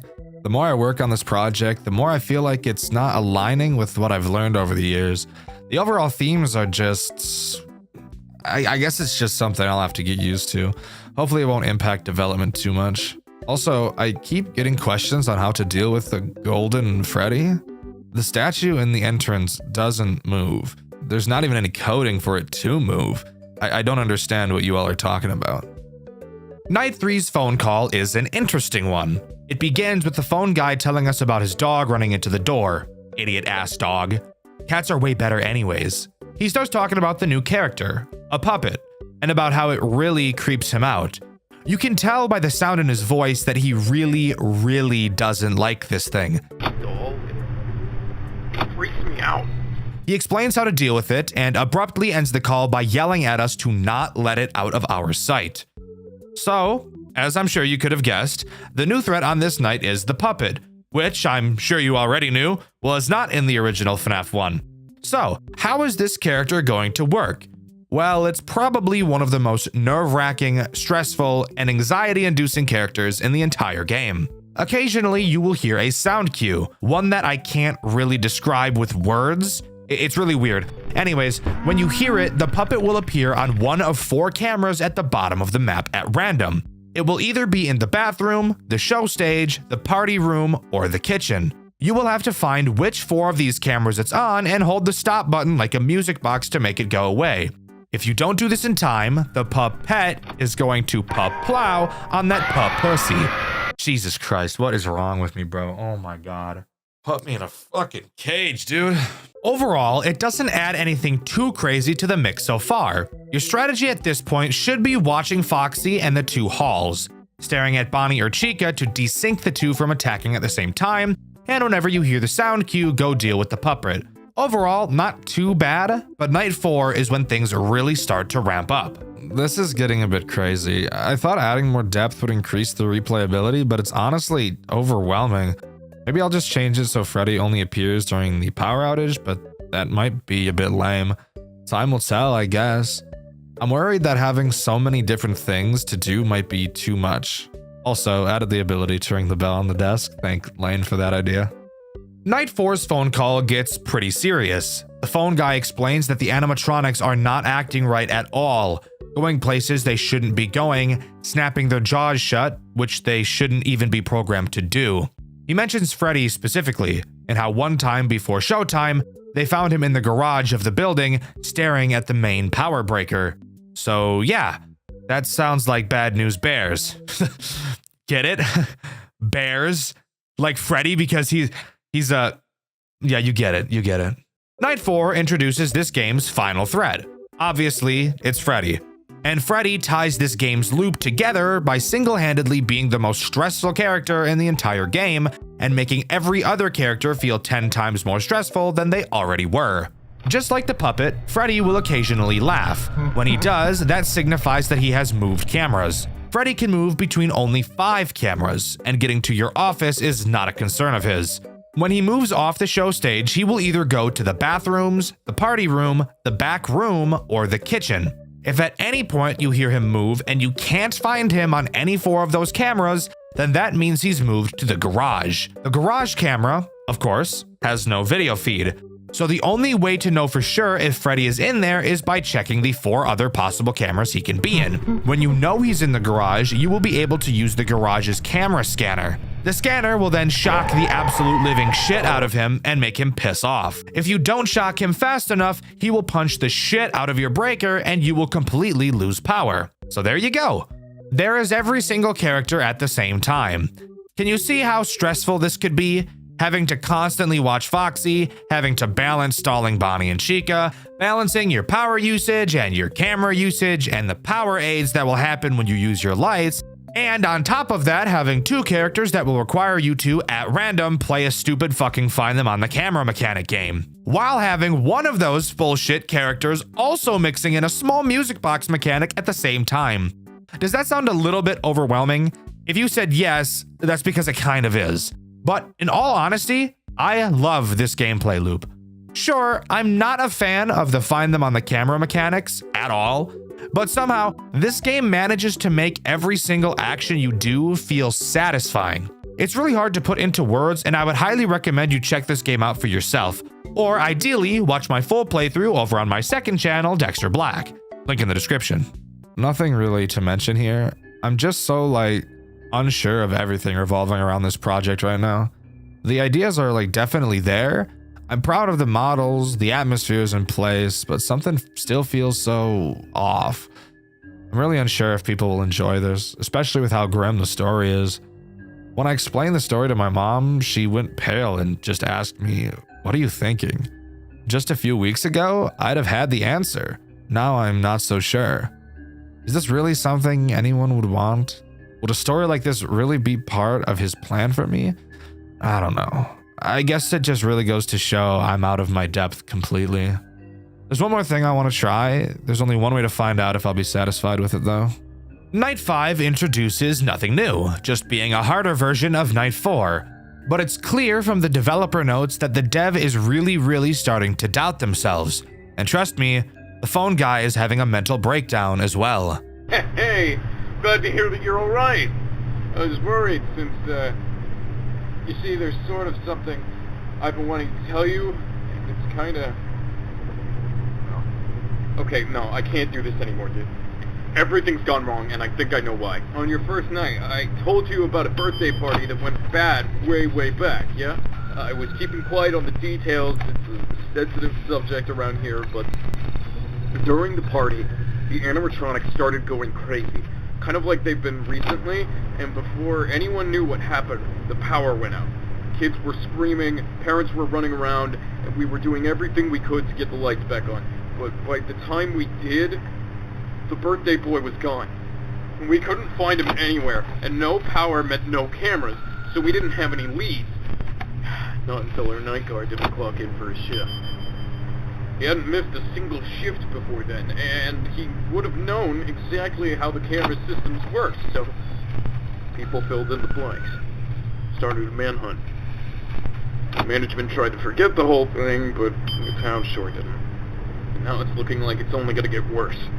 I swear I'm seeing things that aren't there, hearing sounds in the walls, and that puppet thing keeps vanishing. I don't know why the animatronics are moving, but all of this, there's only one explanation I can think of. That kid's still here, like his ghost or something. I think it's responsible for everything that's happened since then. And deep down, maybe you're thinking the same thing. That's the only reason I can think of for why you keep coming back. Maybe you know something I don't, but here's the facts, man. This place isn't safe anymore. I'm taking my last paycheck and getting out of here. I'd suggest you do the same, but it seems you're pretty dead set on whatever it is you're trying to do. But I'm sorry I wasn't completely honest with you. No one else believed me, and look, I can't do much to make it up to you, but I know this place that serves some good drinks, and the food's pretty great. Had no animatronics either. Just, give me a call tomorrow if you're up for it. My treat, man. It's the least I could do. Good luck. After completing night 5, we get our paycheck as usual. But of course, if you've ever seen any FNAF game in your entire life before, then you'd know we're not quite done yet. Going back to the title screen, we'll see we've unlocked the Overtime Night.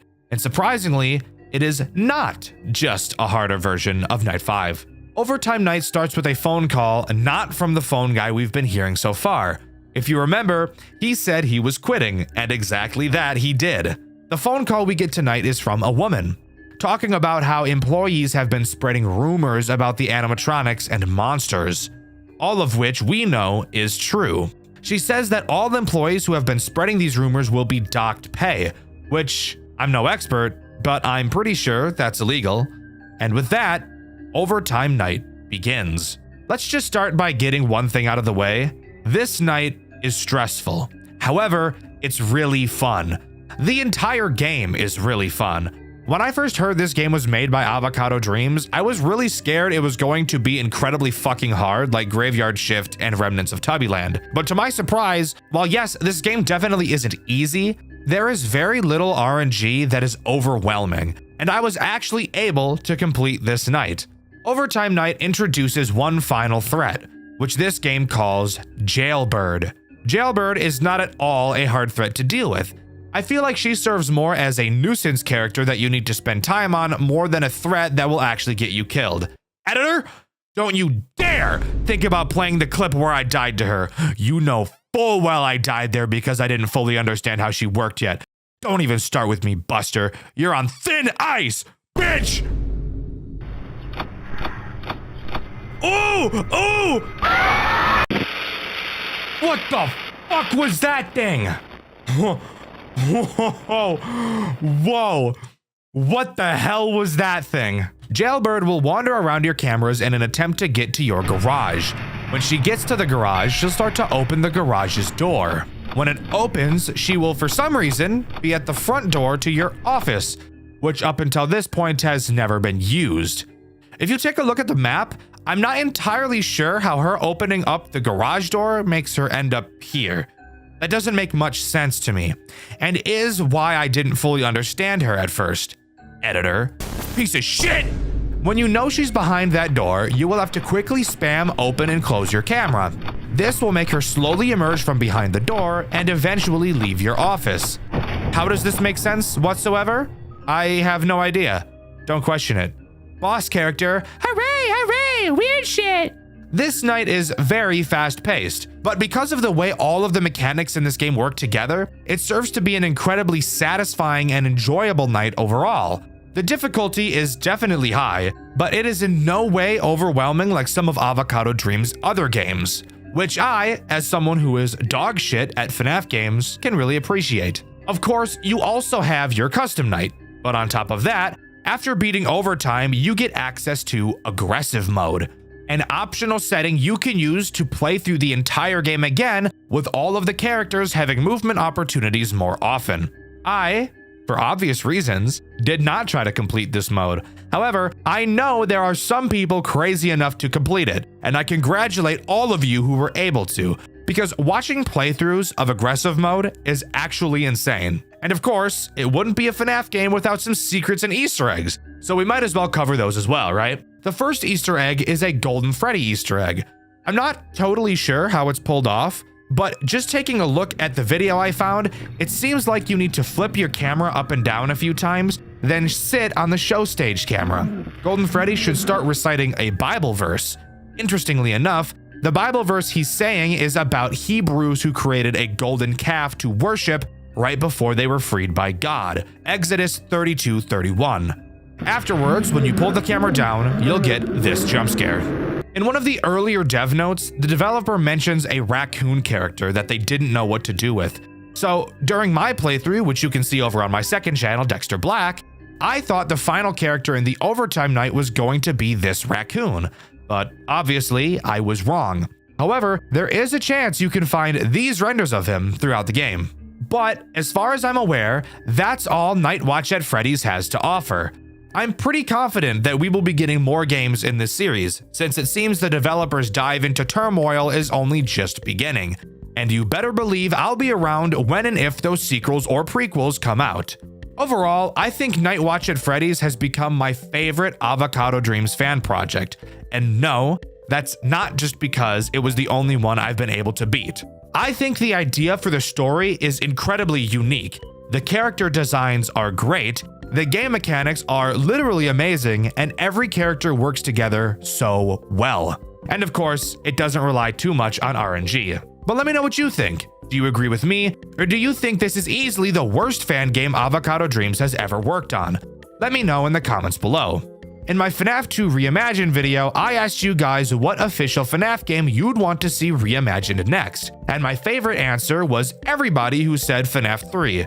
FNAF 3 is easily my least favorite official Click Team FNAF game, and I would want nothing more than to see it remade and have it be amazing. If there's one thing about the Five Nights at Freddy's lore that I never liked, it was the fact that the games expected you to be able to connect the dots of the story, even though Scott Cawthon himself admitted that he never really knew where it was going. And it's because of that we have a game series with a lore so broken and confusing that nobody really knows what's going on. However, some fan game devs like to take it upon themselves to connect those dots for us and throw their own unique spin on the games, and the game we'll be talking about today is no different. The game we're going to be looking at is called Five Nights at Freddy's: The Flip Side, and I honestly feel like it explains some of the official game's lore's biggest plot holes perfectly, while also offering an incredibly fun gameplay loop. Grab a snack and get ready as we dive into the world of FNAF: The Flip Side.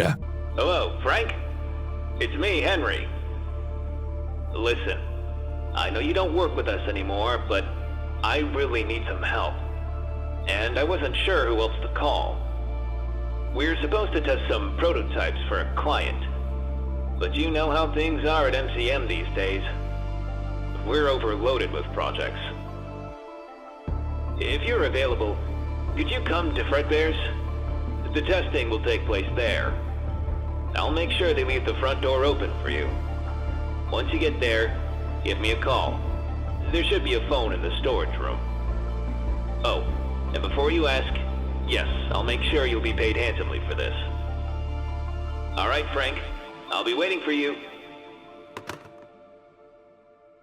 So there we go. We've got our motive for almost dying for the next 6 nights, and FNAF The Flip Side finally begins. There was a lot of hype for this game, so I'm ready to get right into it. We open to a free roam section of the game where we're free to wander around pretty much the entire building we're about to sit our hairy, smelly, sweaty, unwashed rumps in for the next 6 days. If we walk into the backstage area, we'll get access to something this game calls the Hand. This can be used to listen to audio logs that get added every night, so we should make sure we're always going to check on them. The audio log on night 1 goes as follows. Come on, turn on. Oh my god. Finally. This is the 5th time I've been called out here. Last week we got these new hand terminals from MCM. William had me install one backstage. I told him very clearly that thing pulls nearly 80% load if it's not on a dedicated circuit. Did we upgrade the wiring? No. Now the diner loses power 10 times a day, and somehow it's my fault. They keep telling me to replace the diodes in the fuse box. It's not the damn diodes. But he won't listen. He never listens. He just keeps telling me to fix it. You can't fix stupidity, William. It's failing the exact same way it's supposed to. Yeah, that's it. End log.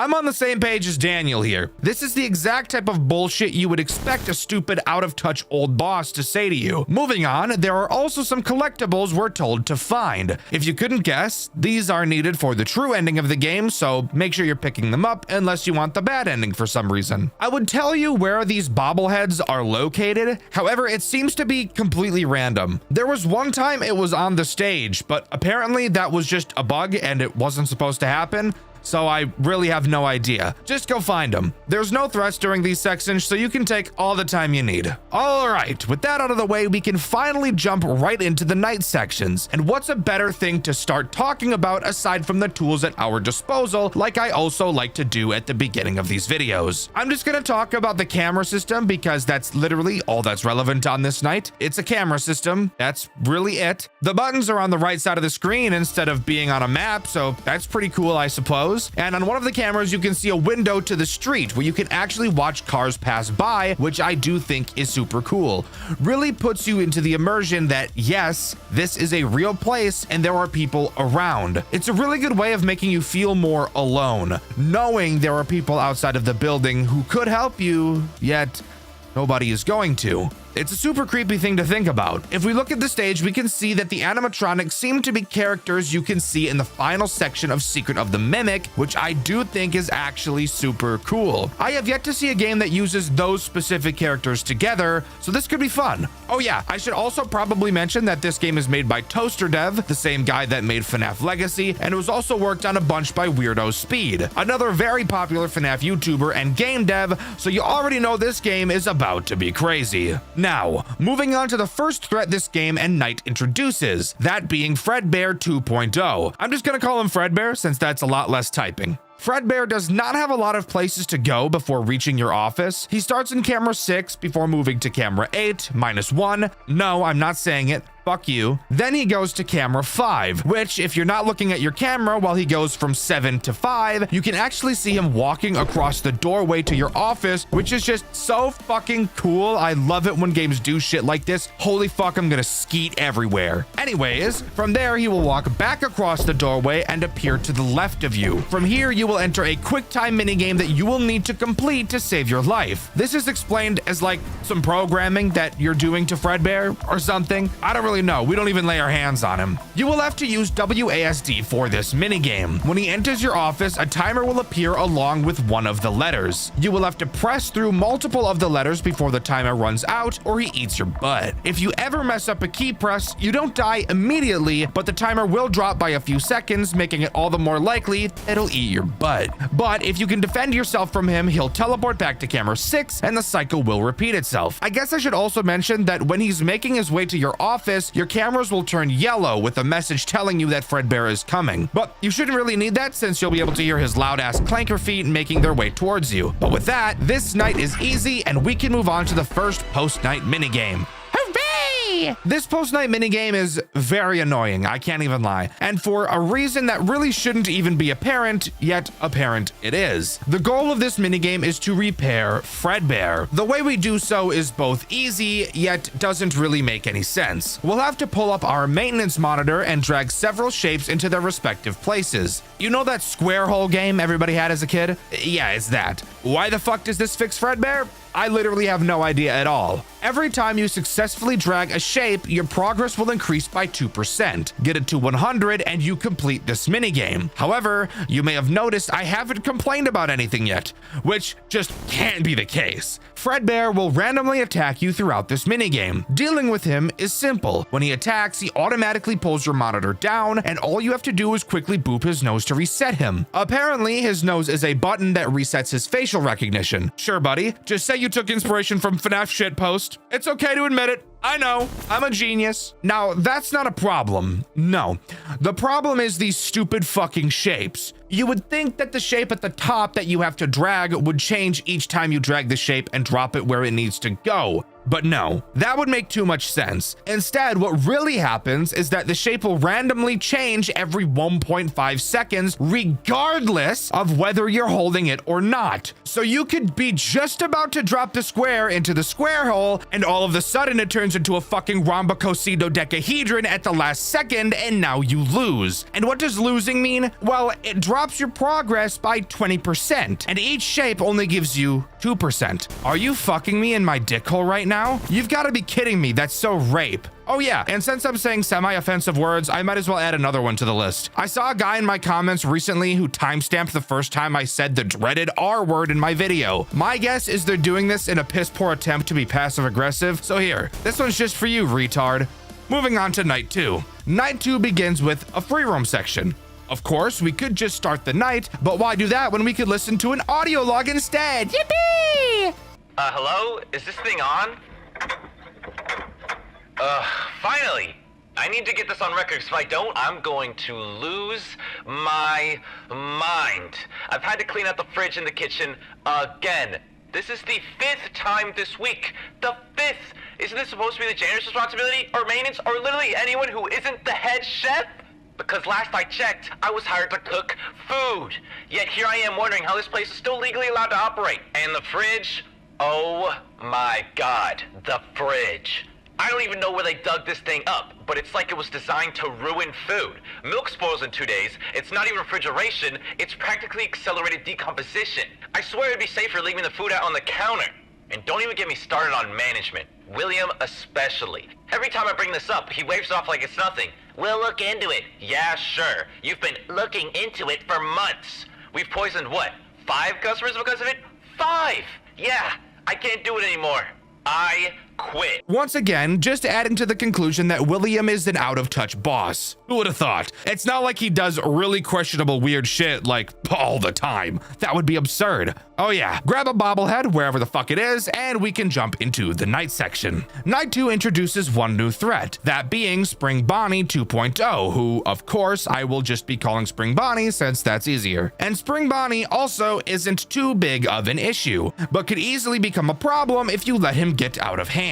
Occasionally, Bonnie will move into what I will call his attack mode. When he enters attack mode, he will make a sound cue and move from camera 6 to camera 8, then to 7, followed by 6, and finally into camera 3. From there, he'll just fucking kill you. While you can't put Bonnie back on stage, you can move him away from you. And how you do so is probably exactly what you expected. Audio lures. Only certain cameras in the building actually have places that can use audio, and thankfully, unlike most games that have audio lures, this one doesn't have a certain amount, and you can spam them as much as you'd like. As you would expect, drag Bonnie around the cameras with this audio lure to prevent him from going cave diving in your ass and mining the rock hard diamond crusty shit trapped between your buns because you don't wipe properly. And he really shouldn't be a problem. Again, you can't get him back on stage, but you can pretty easily keep him in camera 8. But yeah, that's about it. Nothing else new is added on this night, and Bonnie doesn't add too much of an issue in combination with Freddy. However, there is one more thing I want to mention before moving on. At 5 a.m. every night, the AI of all active animatronics will increase. Just a fun way of saying fuck you in the last minute of the night.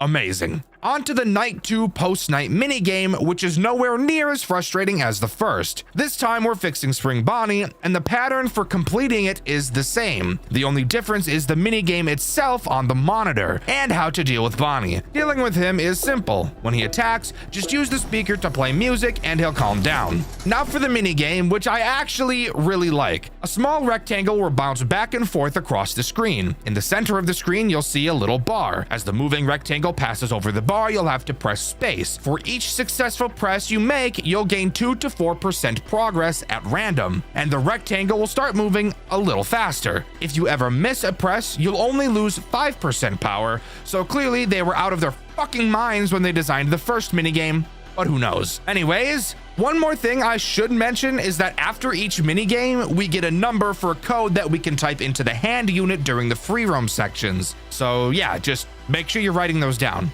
Night 3 once again starts with a free roam section, so let's grab that random bobblehead and listen to the audio log. Okay, it's recording. Quick note for management, since apparently nobody believes me. That little vacuum robot we got from MCM, the Cleanovac, yeah, it's not really helping. Every party, some kid grabs it and shoves it somewhere disgusting. Trash cans, sinks. Today, it was in the toilet.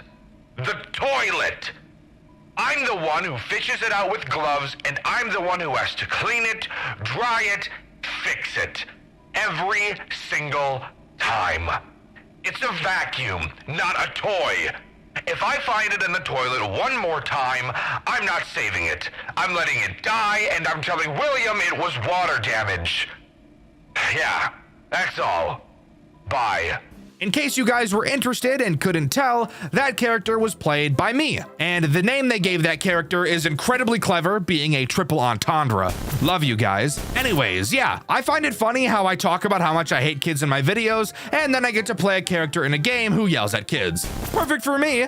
Let's move on to the night section. Night 3 introduces one new threat, that being Monty, who apparently wasn't supposed to be able to move, but yet he does, so fucking awesome. I just love that so much. Monty's pretty easy overall, and he also introduces a new mechanic, that being the curtain directly in front of you, which you are able to hold closed. This will obviously be how you defend yourself from him. When Monty goes into attack mode, he will make a loud sound cue and move into camera 3. Inside of camera 3, he will move through 3 phases like Foxy before moving to your doorway. Something very weird about him is, unlike other characters, where when they move in the cameras briefly flicker to cover up the movement, Monty's movements don't do this, so you just kind of awkwardly watch him snap into place, which just feels really weird. Once Monty jumps in front of your doorway, just hold the curtain closed until he leaves. Henry, who, by the way, is the guy on the phone at the beginning of each night, tells us that we should really be keeping an eye on him once he leaves the stage, which would make me think that, like Foxy, watching him on the cameras will stall him. However, as you'll find out, it actually doesn't do that at all. Monty doesn't make the night a whole lot more stressful quite yet, as when Monty enters your doorway, he makes a really obvious sound cue, so you don't really need to watch him on the cameras at all. The best thing to do at this point is sit on camera 8 to watch for Bonnie, and only ever pull down the monitor when getting attacked by Monty or Fredbear. Both Fredbear and Monty can attack you at the same time, but luckily the devs thought of this and made it not complete RNG aids, because if Fredbear attacks while Monty is at the curtain, then the curtains won't close and you'll be safe to deal with Fredbear. And if Monty arrives during Fredbear's attack, then you can quickly close the curtains and they'll stay closed throughout the attacks. Thank you so much, you two. I could give you a kiss on the mouth for real. Anyways, time to move on to the post-night 3 minigame. And of course, with Monty being introduced, he is who we're fixing on this night. Once again, the only changes are the minigame and how to defend yourself. On the bottom shelf in the room we're in, there will be a mask. And surprise, surprise, that's what you put on when Monty starts dworking in your face. The minigame is honestly really disappointing, as it's just the Funtime Freddy minigame from Sister Location, except a million times less fucking aids. Just hold the buttons to increase the percentage until you beat the night. Congrats, this one was boring as fuck. Let's move on to night 4. Free roam time! Grab a bobblehead and let's take a listen. Hello? Okay, I think it's working. These hand terminals are so buggy. So I just started working here at Fredbear's, first day and all that, and Honestly, it's kinda nice. It's cozy even. Place has that old school charm, you know? It smells like pizza grease and cheap cleaner, but in a weird way it works. Only one tiny issue. Who the hell picked the animatronic names? Fredbear and Spring Bonnie. Like, seriously, that's what we're going with? Why Spring Bonnie and then just Fredbear? Why isn't it Spring Bear? Or Spring Freddy? Or literally anything else that matches? It sounds like two completely different people named them on opposite sides of the room, and nobody bothered to discuss it further. Hey, what should we call the rabbit? Spring Bunny? Cool. And the bear? Fredbear. It makes zero sense. And it bugs me. Way more than it should. I can't explain why. Every time I say the names out loud, it just sounds like the branding department gave up halfway through. That's about it. See ya. Honestly, bro, reasonable crash out. Seems like the type of random shit I would complain about for filler in one of these videos. So I appreciate you doing it for me. Oh yeah, and for some reason we get another log on this night too. Is this thing on? Yeah? Okay, good. I couldn't find a complaint box anywhere, so I figure this is the only way those schmucks at corporate might actually listen. I got hired to handle plumbing and a few other bits of general maintenance around the joint roughly, 5 to 6 months ago. Might I say you people suck at maintaining a building. I can't walk 2 steps in this place without finding a new leak I gotta fix. Leaky pipes, leaky roof, leaky suits. Oh, wait. I'm not supposed to talk about that. Wait, hold on. How come this place is held together with scotch tape and prayers, yet somehow you have enough budget to pay me 16 crap loads to keep my yap shut about what I saw in the back room? You people disgust me, by the way. Oh, I guess I'm not one to talk. I took your blood money, after all. And you ain't getting it back. My money now, suckers! Maybe having all that on the record ain't the smartest idea. How do I delete this? Maybe this button. So, this is probably my favorite log throughout the entire game. Just so goofy, yet explains some very interesting information. Probably the most important info we've got so far throughout the entire game. I also love the ending of the tape. It's just the right amount of retarded to make me giggle a little bit. Anyways, on to the night section. I sure hope the most enraging character of all time doesn't activate. Spoiler alert, the most enraging character of all time activates. Night 4 introduces a character named Bub. Once Bub moves, he will enter either camera 4 or camera 5. Something about these cameras you'll notice is that you can close vents on these cameras. From what Henry explains in the phone calls, it sounds like Edwin may have specifically designed Bub to crawl into vents for a currently unknown reason. Now, all you have to do for Bub sounds pretty easy. When he attacks, he makes a sound cue in your left or right ear. All you have to do is close the respective vent on that side of the cameras and he won't be able to get to you. Luckily, if you're being attacked by Monty or Fredbear, Bub will not be able to move. Period. These devs had every opportunity to make Bub the most frustrating character from any FNAF game ever, and they didn't do it. And I'm forever grateful for that. I would literally eat the lice out of their hair if they had lice. Now, I said Bub was frustrating, but why is that the case? He doesn't sound too bad. Well, where it comes from is just his sheer speed, as Bub is incredibly fast and will bounce between both vent rooms and crawl into the vents at actual light speed. It's insane how much hops this guy has. It's actually pretty impressive. As long as you're keeping an eye on him, this night isn't too much different. Of course, this brings up the problem of not being able to watch Bonnie, but overall, with enough practice, this night really shouldn't be too bad. On to the post-night minigame, and this one is by far more complex than any other minigame we've seen so far. Doesn't really mean it's hard per se, but there is a lot more focusing you have to do. The way you complete this minigame is another boring hold the button minigame until you reach 100%. However, what you need to do alongside that is where this one gets interesting. When Bub attacks you, all you have to do is shock him. As during this night, you actually get the ability to do that.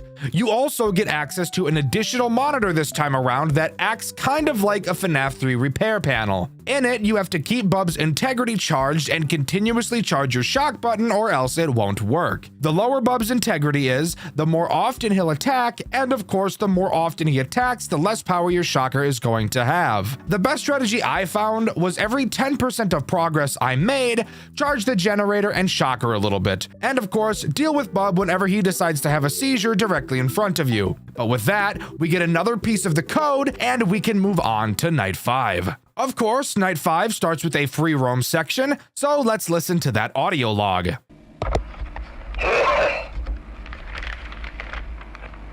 Hi, I'm John Fazbear. If you're listening to this log, that means that a piece of licensed Fazbear Entertainment art made by you isn't up to our company standard. Don't fret, however. As the lead director of the marketing department here at Fredbear's, my job is to teach and guide you through the process of making promotional material that is suitable for our wonderful customers. Give me a moment. Samantha, where is my coffee, goddammit? I asked you 15 minutes ago! What do I pay you for, woman? Sorry about that. We're gonna have to cut that one out. As I was saying, the purpose of this log series is to help in making your art pieces compliant with our company values. There's my coffee. Thank you so much, Samantha. You truly are the backbone of this company. Sorry, fellas. She's married to Fazbear Entertainment.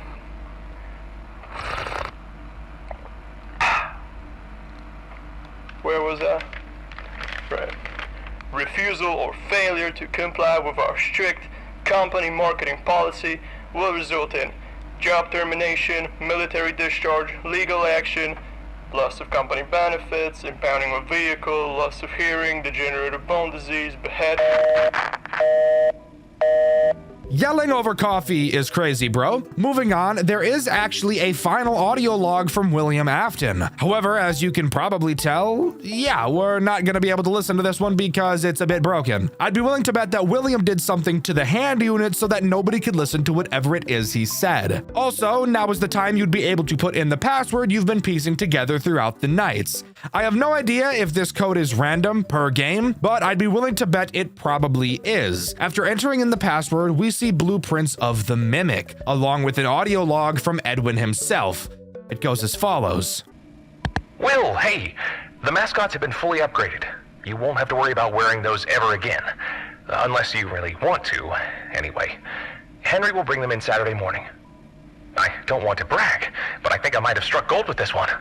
I won't say too much just yet, but this could put MCM on the map as the greatest entertainment and carnival technology company in the country. My inventions are going to be everywhere, and you wanted me to sell the factory. Ha! Good one, Will. Anyways, with that out of the way, we can actually move on to the night section, which this time around doesn't introduce any new threats and is just a much harder version of Night 4. Bub's speed somehow increases even more, having him bolt to your vents about every 10 seconds. I truly think the biggest problem on this night is 100% Bonnie. With how much Bub attacks and how frequently Fredbear and Monty attack, it is very likely Bonnie will slip away from you, so really be on your A game. The most interesting thing about this night is the phone call. We hear Henry talking about creating springlock suits as opposed to buying a bunch of Mimic prototypes, but Edwin apparently had no interest in any of it, so he decided to build it himself and bring it straight to William, and well, we all know how that turned out. Generally, just keep your cool and focus on this night. Honestly, it isn't too terrible in comparison to some of the other Night 5s we've covered on this channel. After completing Night 5 is where this game splits into two endings depending on whether or not you've collected all the bobbleheads in the pre-night free roam sections. If you at any point missed one, you just get this piss poor cutscene before the game ends. Hey Frank, it's me again. I've packed everything up and I'm headed back to the factory now. I'll take a look at your notes and see what we can improve. Let me know when you get the paycheck, alright? Okay, Frank. Talk to you soon. Now, that's fucking boring. What we care about is the true ending. What happens if we did gather all of the bobbleheads? Well, we get access to Night 6, so let's get going. During the free roam section of Night 5, we have an interesting task, that being to place some mascots on stage. These being a much fatter version of Freddy and a Spring Bonnie that really just kind of looks like Glitch Trap. If you're wondering why we're doing this, it's actually because during this night we're actually playing as Henry himself, as he did say he needed to head to the pizzeria to put the new mascots on stage. So once we enter the night section, we get this phone call. Hello? Hello, Henry. It's William. Listen, I have to check on the new building soon, so I'll be there in a few hours. Please wait for me. I need to talk to you about something important. With all due respect, sir, I don't think I can wait that long. I was only supposed to take the prototypes and bring in the new mascots. There are other matters at the factory that need my attention. Well, work always comes first, doesn't it? I respect that. Then I'll get straight to the point, I suppose. I need you to convince Edwin to sell me the factory. The factory? Sir, I don't think I understand. Listen, Henry. Murray's will collapse within a few years if someone doesn't step in. Edwin may be a brilliant creator, but he's in metabolic business. I am. Under my leadership, the company wouldn't just survive. It would flourish. More contracts, more reliable employees, and more time for him to focus on his creations. However, if I were to speak to Edwin myself, he'd decline my offer immediately. You know him. He's stubborn. Stubborn just like his old man. He believes he can handle everything, but he's only dragging the company further down. Help me save the factory, Henry. The workers need their jobs. The world needs innovation. But that will only happen if I'm in charge. I don't think that's possible, sir. It's all he has left of his father. I don't believe he'd give it up so easily. Not to mention Fiona. I can handle Fiona. Reaching Edwin is the difficult part. But I have faith in you, Henry. You're more capable than you realize. I've seen your dedication. I've seen your abilities. You're meant for more than what MCM is offering you. Do this for me, and the management position of the franchise location is yours. Sir, Think about it, Henry. And with that crazy call, Night 6 begins, acting as this game's boss fight night. Except this time there's 2 bosses instead of only 1. Each character takes the role of 2 of the previous animatronics we've seen, so let's start by talking about the least interesting of the 2, Freddy. Freddy takes the place of Fredbear and Monty. Pretty simple to understand. He can pick either of their attacks at random and then just do them. Nothing very interesting to mention here except for the fact that he's fat as holy hell. Spring Bonnie is where this night gets a bit interesting. So I said both characters take the roles of 2 of the previous characters, but I fucking lied. He only takes the role of Bub. However, he does change how Bub's attack works. During this night, for some reason, you lose access to the ability of closing your right vent. Instead, that Freddy mask that you've seen on your desk this entire game is finally going to be put to use. If you hear Spring Bonnie attack the left vent, same as Bub, just close the vent. However, if he attacks the right side, you will have to quickly put your mask on.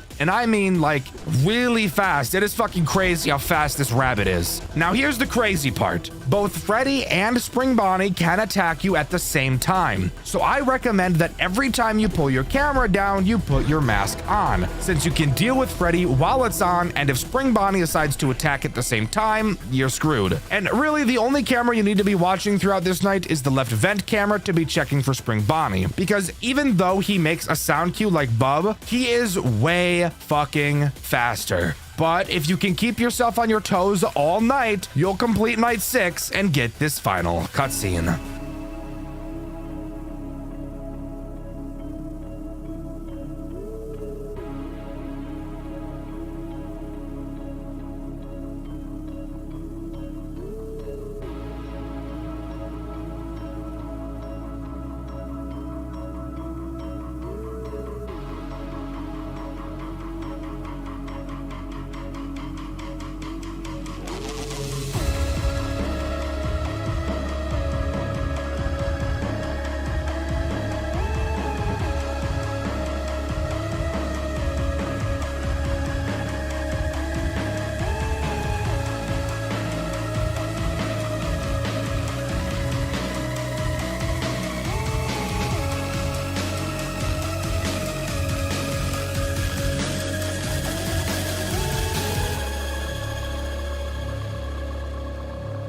So, the true ending shows the aftermath and how William Afton completely took over the industry, killing Fiona in a fire during Fall Fest and taking over Edwin's company with him mysteriously going missing. At the end of the day, William got what he wanted. But of course, we all know what happens next in the fallout of Henry and Afton, but that's a story for another day. But with that, that is all Five Nights at Freddy's The Flip Side has to offer. And holy shit, did I love it. Overall, I think The Flip Side is an amazing take on the FNAF lore and does an amazing job connecting some of the dots from the main game. The game looks super cool, the animations are incredible, and the gameplay loop is just the right amount of challenging to both not be mind-numbing and not be ass-hair-rippingly difficult. And I would totally recommend it. Oh yeah, and I voice acted in it, so bonus points there. But let me know what you think. Do you agree with me, or do you think that this game is actually just completely mid? Let me know in the comments below. In my Freddy and the Gang video, I asked you guys what series or game you'd like to see me recover and why. And my favorite answer was everybody who said the Wario's series. Trust me, a big Wario's video is on the way. It's just going to take me a very long time to write. The question of this video is, what FNAF game do you think needs a remaster and why? With the question of the video being asked, subscribe to the channel. I'd appreciate it a lot. Thank you to these 3 talented artists for your fan art. You can submit yours in the Discord, link in the description. Thank you to all of my super fan channel members. You guys help me continue to make these videos so that people reach out to me to put me in games, which I love doing. I've been Dexter, and I'll see you guys in the next video. See ya!